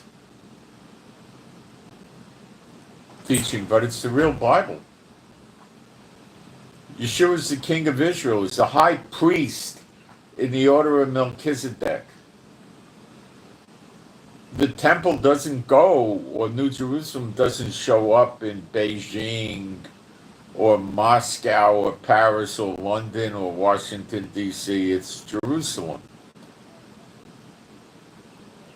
What's wrong, guys? I mean, can you get this? Is that hard? I don't know. You got to go out of your way to manipulate yourself out of this. Then when you go to Zechariah 12, which is where I'm going to show you where we're at, it talks about a siege against Israel. It reads, "The burden of the word of the Lord for Israel, saith Jehovah, which stretcheth forth the heavens, and layeth the foundation of the earth, and formeth the spirit of man within him. Behold, I will make Jerusalem a cup of trembling unto all the people round about." So they're going to be shaking, so scared. That's what trembling means. That are going to be surrounding us round about. Well, who's surrounding us now? Egypt got 100,000 plus soldiers on our border. Sinai Peninsula. Hezbollah is on our border in the north. with Lebanon. Syria has a lot of Iranian-backed militias in the south near Israel. And if you want to tell us to trust that leader of Syria, the former ISIS Al-Qaeda guy, well, go right ahead. Then you have Iraq, which doesn't have an actual border with us, but they're around us. Then you have Jordan, who's a Muslim majority country but hasn't turned against us. Same for Saudi Arabia. Then down in the south, you have, but not on our border, you have the Houthis in Yemen that shoot missiles at us. And then in the northeast, not on our border, you have the Iranians shooting missiles at us. And up in the far north, we have Turkey, which is not attacking us, but verbalizing attacks on us. Now, some people say that Zechariah 12 is associated with Psalm 83. And, you know, it could be, but I wouldn't say it's 100%, because Psalm 83 is a prayer by Asaph, a prophet. It's not a prophecy, it's a prayer by a prophet. There's a difference. It doesn't say the Lord said to me, you know. Okay, now the countries that are involved in this Psalm 83, I will go through with you. My computer ghosted again. I can't stand this thing. At least I could type when I took this cover off, the protective cover. I could type without it doubling and tripling the letters. Okay. Edom is mentioned in Psalm 83, which is Yemen. Ishmaelites, well, that's a general term for the Arabs, okay? Moab, that's south and maybe even central and South Jordan. The Hagarenes is Syria. Heal or I can't read it, is Lebanon. Ammon, that's North Jordan, where the capital is today. Amalek is the Sinai Peninsula, where Egypt has got 100,000 plus soldiers. Philistines is Gaza.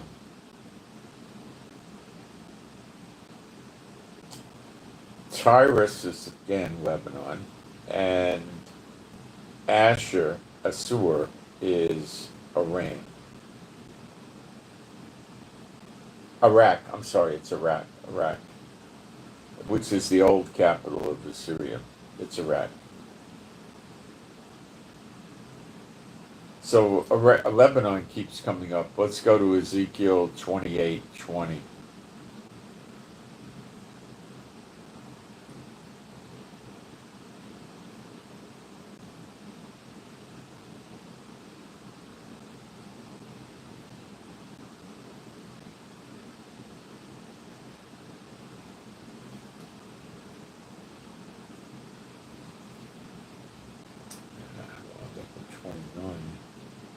Ezekiel.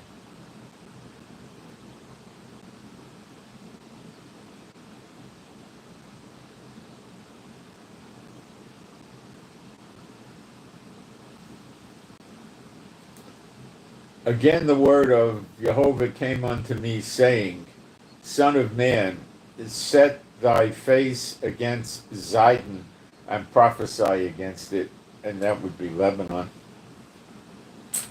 Let me double check, I believe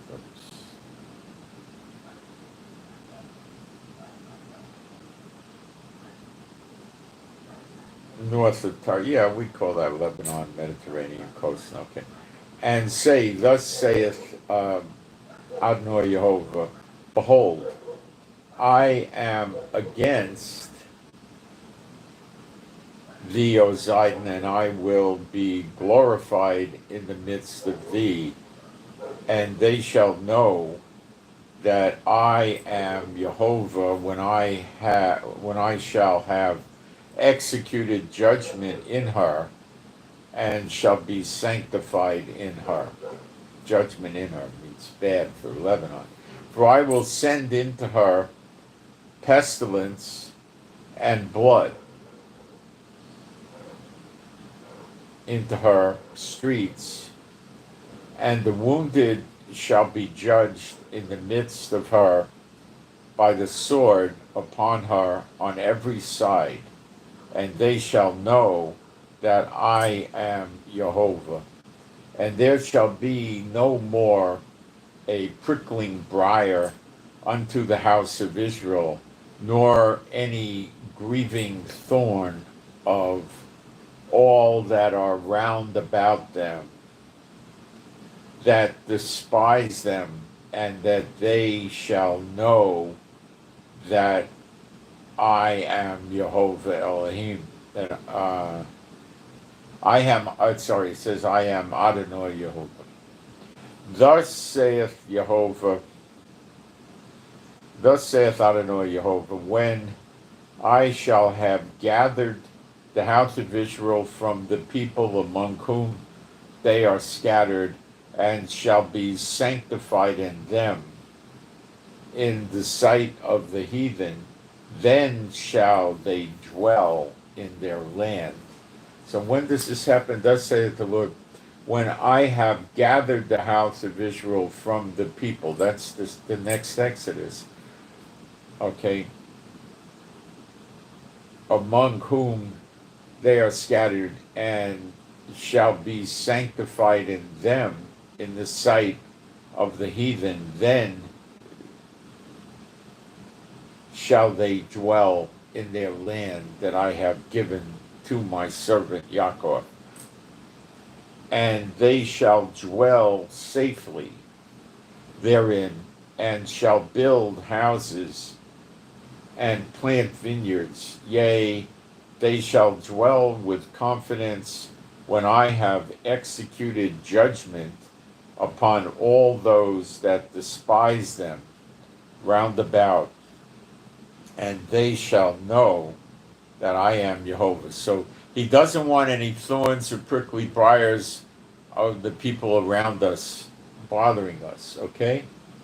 So then we go to Zechariah 12, and this sort of gets it so we understand it. They don't teach this in the church.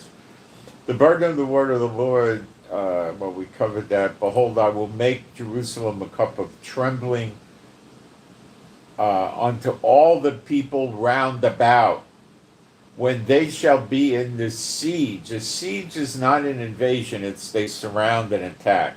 Like they shoot at you with missiles and stuff from Gaza, from Lebanon, from Iraq, from Iran, from the Houthis and so forth in Yemen, Edom. Both against Judah and against Jerusalem. So when he calls it Judah and Jerusalem, it's now. We don't have all the land back yet, because the 10 tribes aren't here, the Exodus hasn't happened, so forth. And in that day will I make Jerusalem a burdensome stone for all people. All that burden themselves with it shall be cut in pieces, though all the people of the earth, or it could be the land, be gathered together against it. All right. Why? Because the temple came down from heaven and it's in Jerusalem, and the people in the world are very mad, worried, and concerned and want to get rid of this. So they're making a siege. They're scared. They don't know how to deal with Elijah and Enoch, the 2 witnesses. They're scared. They don't know. They know he's doing signs and wonders. So if he wasn't, why would the Levites listen to him? Not likely. I mean, the people listened to John the Baptist because of the anointing, so maybe, but I don't think so. I think it would be very appropriate for him to be doing signs and wonders. Perhaps he was burning people up that were trying to hurt him or something like that. Now, to hurt him, it doesn't mean they're coming at you with an axe or a knife. Yeah, that too, but it would also be they're trying to, don't listen to him, he's the beast, he's the false prophet. Try to mess up the teachings, the doctrine, insulting them, stuff like that. That would also be hindering them, and they could get burned up for that too. It's not just the physical assault. The meaning of the word is broader than just the physical assault, but it would include a physical assault, as well as other things to undermine their teaching and make it harder for them, for the 2 witnesses. All that burden themselves with it shall be cut in pieces, though the people of the earth shall be gathered together against it. That's the siege. Elijah training the Levites, the temple, is going to bring this on. And that's why you're seeing the bad ones left in Lebanon, the bad ones left in Gaza, the bad ones still in Syria, the bad ones in Iraq. Turkey, very bad, although they have a very bad fire right now. They're very bad people. And the same goes with the Saudis and Jordan and Iran. But I don't think Iran and Yemen are going to be left because they're too volatile and they won't stop attacking. Gaza may also get busted up worse because they're continuing to attack. My point is, imagine Elijah training the Levites with the temple and missiles are raining in Jerusalem. Is this a scenario that you think would be likely? I don't. So what's going to be is they're not going to be fighting for a while. That's going to allow Elijah to work and the temple to come. And then they're going to really rise up, and we'll go through what happens. In that day, saith Jehovah, will I smite every horse with astonishment and his rider with madness, and I will open my eyes upon the house of Judah.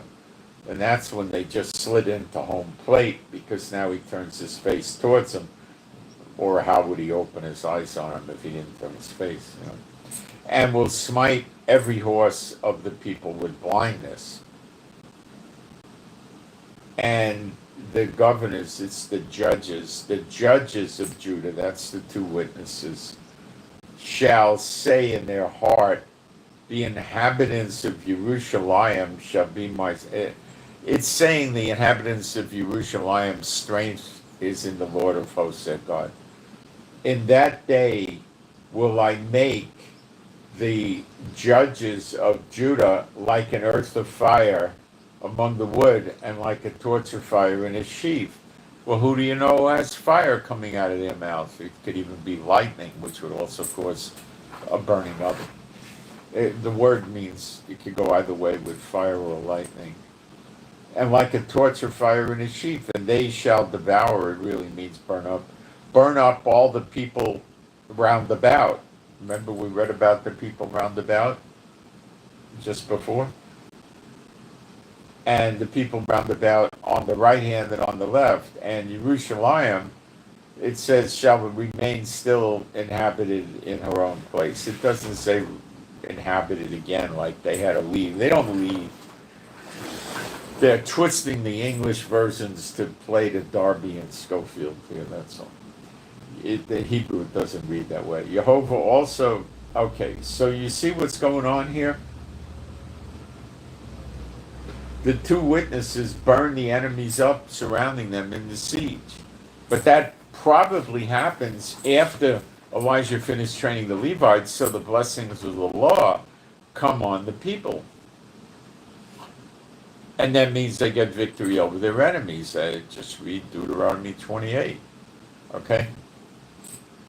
And then you see in verse 7, Jehovah also shall save the tents of Judah first, that the glory of the house of David and the glory of the inhabitants of Jerusalem do not magnify themselves against Judah. In that day, this is a day, saith Jehovah.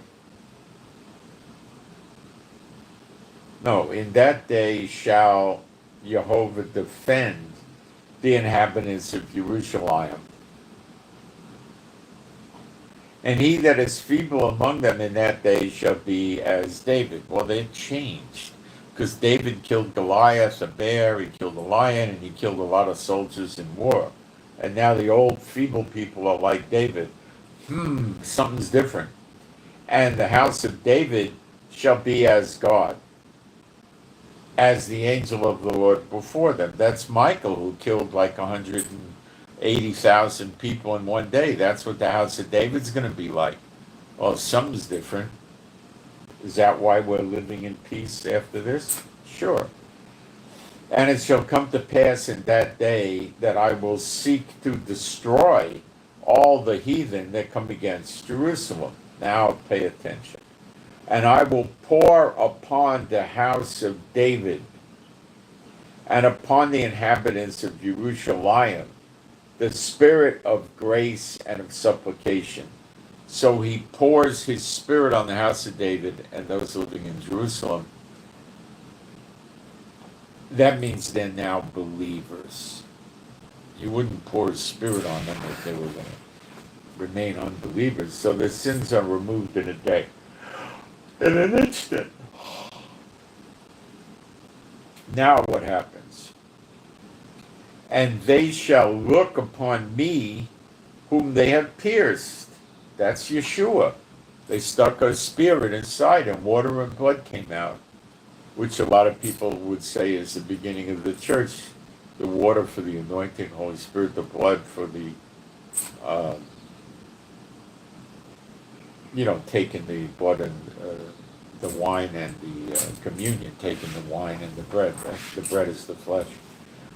Whom they have pierced, and they shall mourn for him, as one mourned for his only son, and shall be in bitterness for him, as one that is in bitterness for his firstborn. And that day shall there be a great mourning in Jerusalem, and all the families mourn. Was there a great mourning in Jerusalem when they killed Yeshua? Heck no! Not anything like it. Did the families go off and mourn for him? And in the land shall mourn every family, it's Mishpucha tribe, every tribe apart, the tribe of the house of David apart, and the wives apart, the family of the house of Natan apart, and they were, did that go on when they killed Yeshua? Heck no, don't let the pastors, the bad lying ones teach you that. That's not what happened. Maybe 3 or 4 people were mourning Yeshua, or 10 or something like that. There wasn't a great mourning.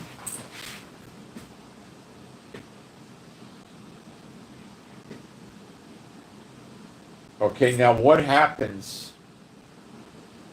They looked upon the one whom they have pierced. Now, let me just open this up to you and show you how dastardly the church is dealing with you, how much they hate your guts. I'm going to show you. Matthew 24, verse 30. And then shall appear the sign of the Son of Man in heaven, and then shall all the tribes of the earth of the land of Israel mourn. Well, we just read that in Zechariah 12. And they shall see the Son of Man coming in the clouds of heaven with power and great glory. Now that's not the return to earth. That's the appearing in the clouds. Now, we go to, let me think, 1 John 3:2. Why are they concealing this from you? Other than saying they hate your guts. Why? I'll show you.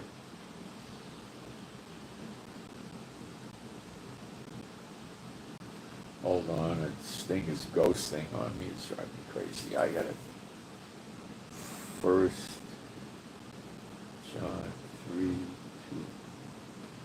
Beloved, now are we the sons of God, and it doth not yet appear what we shall be, but we know that when he shall appear, we shall be like him.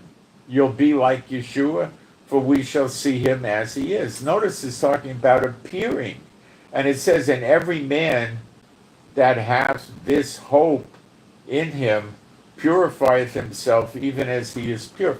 This was the great hope in the days of the apostles, was the appearing, because they knew they would get the everlasting life. Where does it say that? It says it in John 6, verse 40.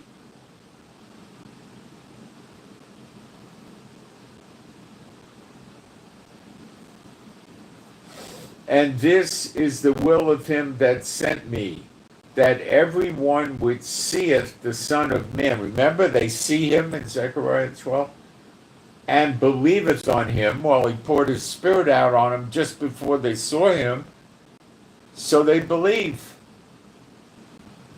may have everlasting life, and I will raise them up at the last day. So they have the everlasting life. They could still die. There's no death in New Jerusalem because you have the tree of life and the water of life, but we're not in New Jerusalem yet. But you're going to be living like they were before the flood. They lived for 900 some years, although you'd only have to make it 70 years to get into New Jerusalem. But you read scriptures that say even a child shall get tired, but you'll run and you won't get tired. Or it says you walk and you won't get tired, or run, one or the other. A child shall die at 100.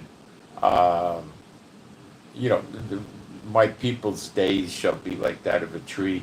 A tree dies, but it can live for thousands of years. That's the the everlasting life. Okay? And it happens when you see Yeshua. Now, they never teach you this. What happens when you see Yeshua? Let's go to Elijah 4, just to get another descriptor. Malachi 4, sorry. I got to deal with the government today, and it's just annoying me. I can't stand dealing with them. Please pray I do well dealing with the government today.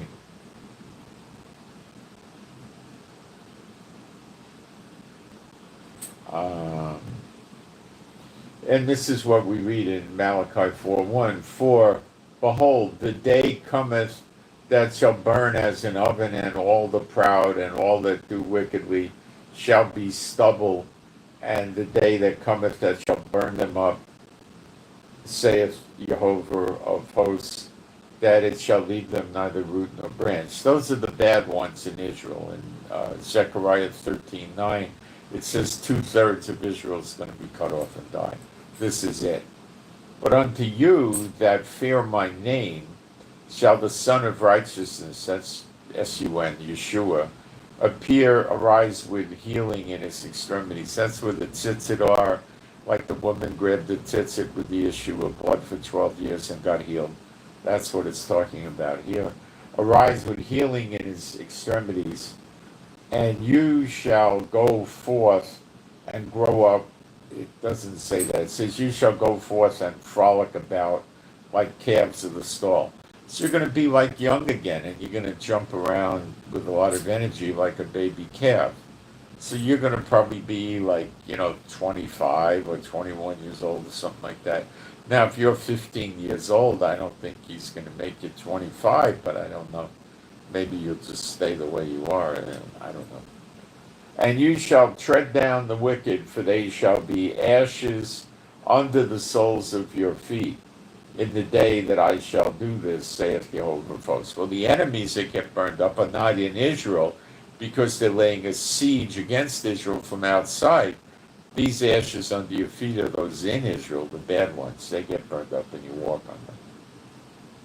And then it says, remember you the law of Moses, my servant, which I commanded him unto him in Horeb for all Israel. And I just told you, if you're a real believer, you're in Israel, and the Lord's not dead. You better get away from that. And I'd have no fellowship with people that teach you that. It's against the Word of God directly and blatantly, with the statutes and the judgments. Behold, I will send you Elijah the prophet before the coming of the great and dreadful day of the Lord. That's Gog and Magog.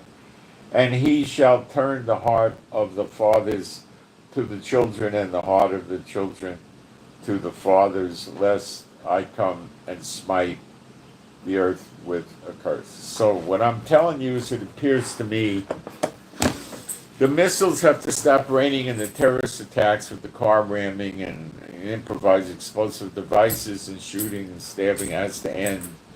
So when Elijah works, it can get done. Otherwise, they would expect Elijah to still burn up all the enemies, and that happens in its own time. And its own time doesn't happen until the Levites get it right, which they will, and then the blessings of the Lord come on Israel when the sacrifices are acceptable and received by the Lord. Then they burn them up. So you can't jump the gun on that. Before the enemies get trashed and burned into ashes, and then the dead ones in Israel get burned up also at the same time, the same day, you have to have the blessings of the Lord, and that causes or calls for the enemies inside and without to get taken out. You got it? So that's what we're seeing now, is these stopping of the fighting, which could open the door for Elijah to work. But I don't think it's enough yet. I think Iran has to get put down a lot harder, and Yemen. The others, not so much. Gaza a little bit, maybe.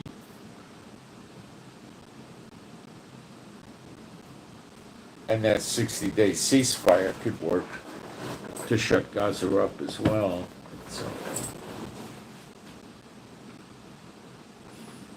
why is God going to run Israel with the judges? Because he says so in his word, although the church will never teach you that.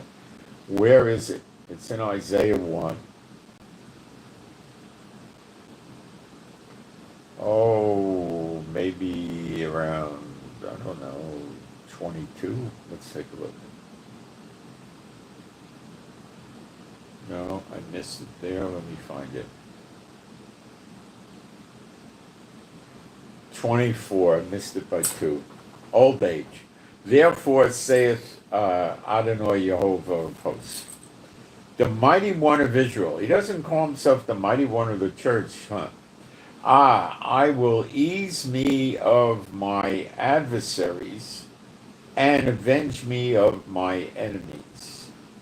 And I will turn my hand upon thee and purely purge away thy dross and take away all thy tin. Isn't that what Elijah's doing?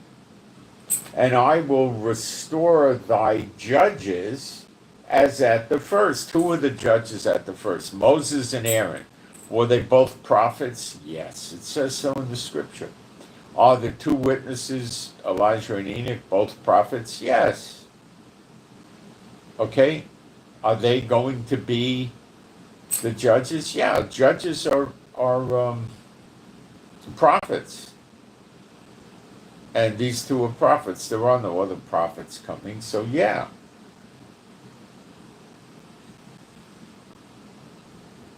I will restore thy judges at the first, and thy counselors as at the beginning. Well, in Luke 10, the 70 came back and told Yeshua, even the demons are subject to us in your name.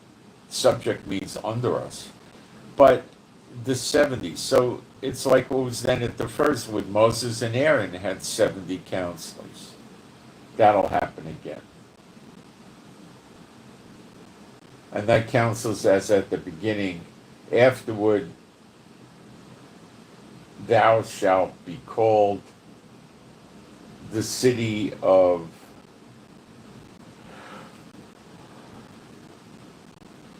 righteousness, the faithful city. Zion shall be redeemed, redemption day, with judgment. And many are going to get destroyed, and we read about that with the ashes under the feet. And that's right at the same time as you're going to jump out of the stall as a calf. And her converts with righteousness. The converts are those that are non-Israelite born. You become Israel through your faith in Yeshua. Remember, Yeshua calls all the believers, Israelite or not, his brethren. So the only way you're going to be his brethren is to be in Israel.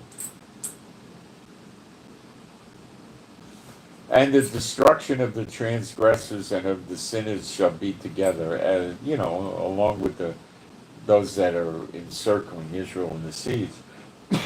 And they that forsake Jehovah shall be consumed. That's burned up.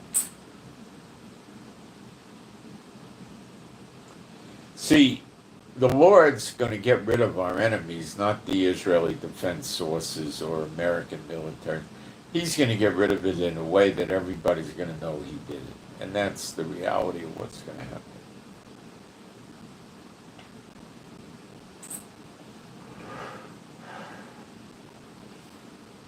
Okay.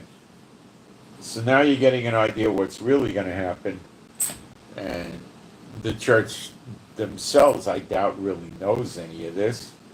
And if they did, they're certainly not sharing it.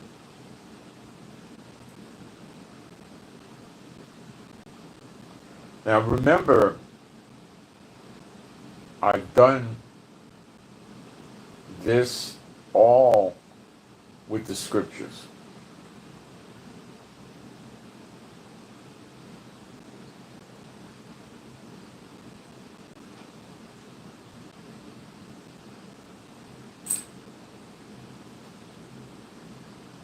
Now I could keep going and going and going, but I think we accomplished enough for today. So please pray for me for good success in dealing with the government bothering me over stupid things. And they're bothering messianics, by the way.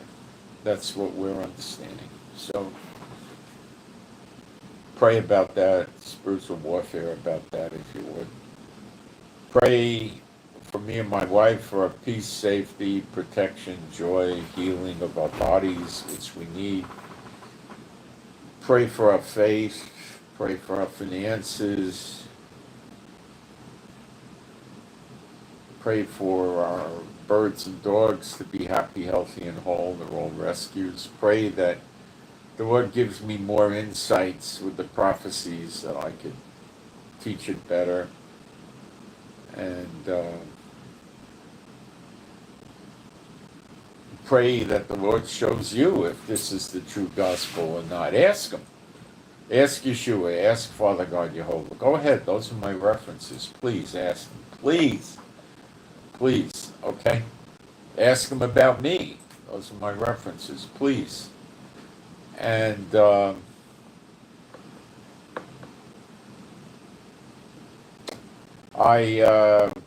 I hope you got something out of this. I went a little bit on the long side today. Someone asked me to do the Market of Beast. I'm trying to work my way to getting there. The Market of Beast is going to be down the road many, many years, but I'll try to get to it. And I send my shalom to all those who love Yeshua HaMashiach. And again, I'm out, and I appreciate it if you hit the thumbs up and the like button or whatever button you show if you're on Android or Apple or whatever. Appreciate it if you do that. It helps get the word out to other people.